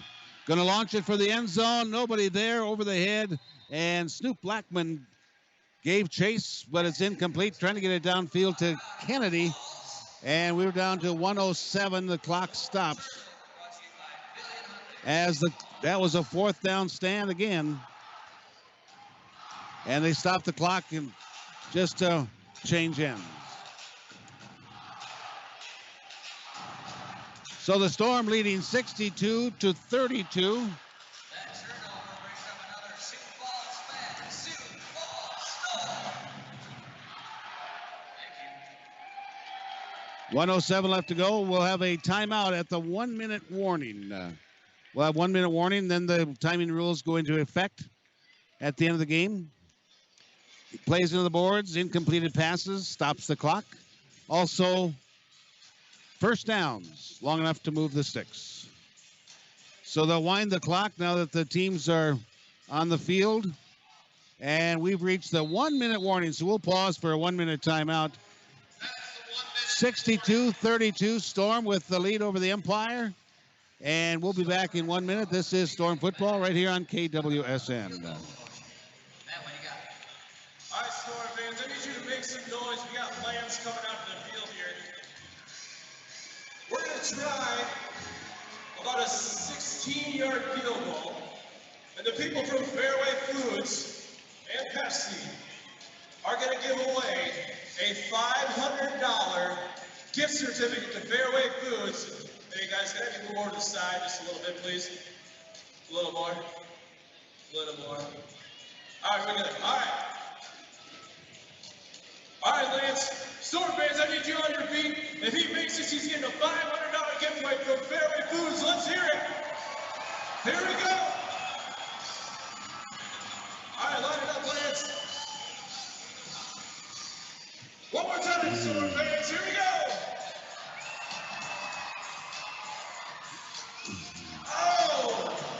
I tell you what, we're going to give you a $25 gift card and 12-pack. And welcome back for the final minute of this contest in Sioux Falls, South Dakota. It's the Sioux Falls Storm 62 and the Empire 32. And we have 1 minute left to go in this ball game. Going through some of the statistics, Tyler Knight for the night, he had 10 tackles on the night, also had 2 for loss. Tyler Knight had a sack and a half in this contest. Also, Tyler Knight had an interception that returned. And the official just announced that the yardage rule is not in effect. There's a rule that if the leading team does not advance the ball inside of a minute, that it stops the clock. But the team that's trailing can waive that rule, especially if there's no chance of winning the game. And the Empire trailing by 30, 62-32, they still have to wave that off so the Storm can take a knee and run the clock out. And that's exactly what Lorenzo Brown does at quarterback. Well, with that being said, Rich, Storm definitely came through and did what they had to do to dominate this game.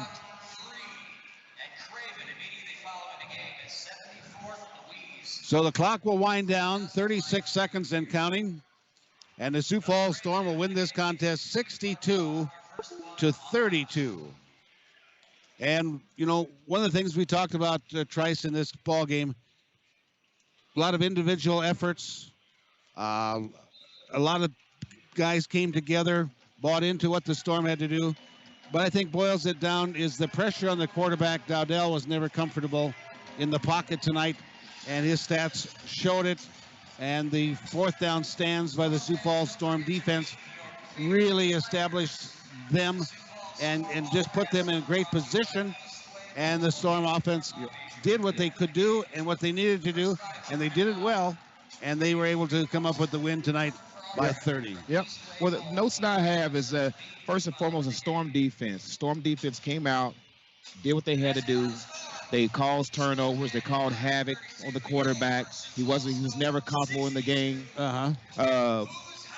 Coach Riggs, let's just face it, he's the best out there that's doing it right now. So as far as the offensive game plan, he came in with the offensive game plan that suits the guys that were on the field.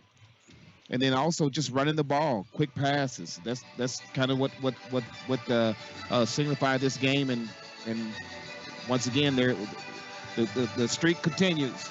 Yes, 67 straight games.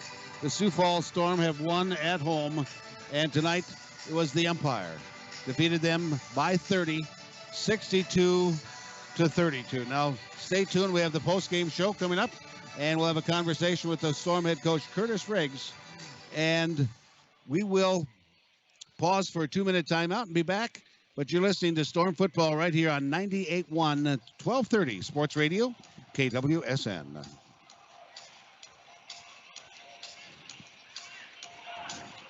Okay. I was looking at the stats. Kaylee wanted to have a player of the game, and I went with Tyler Knight. Yeah. With those stats that you announced, he had a heck of a ball game. Yeah. 10 tackles. He had 2 tackles for loss. He had a sack and a half, and he had an interception.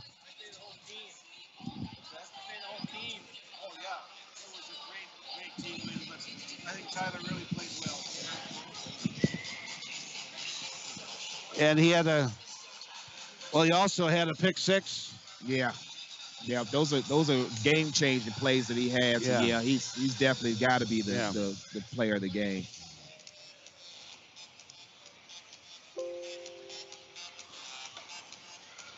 All right.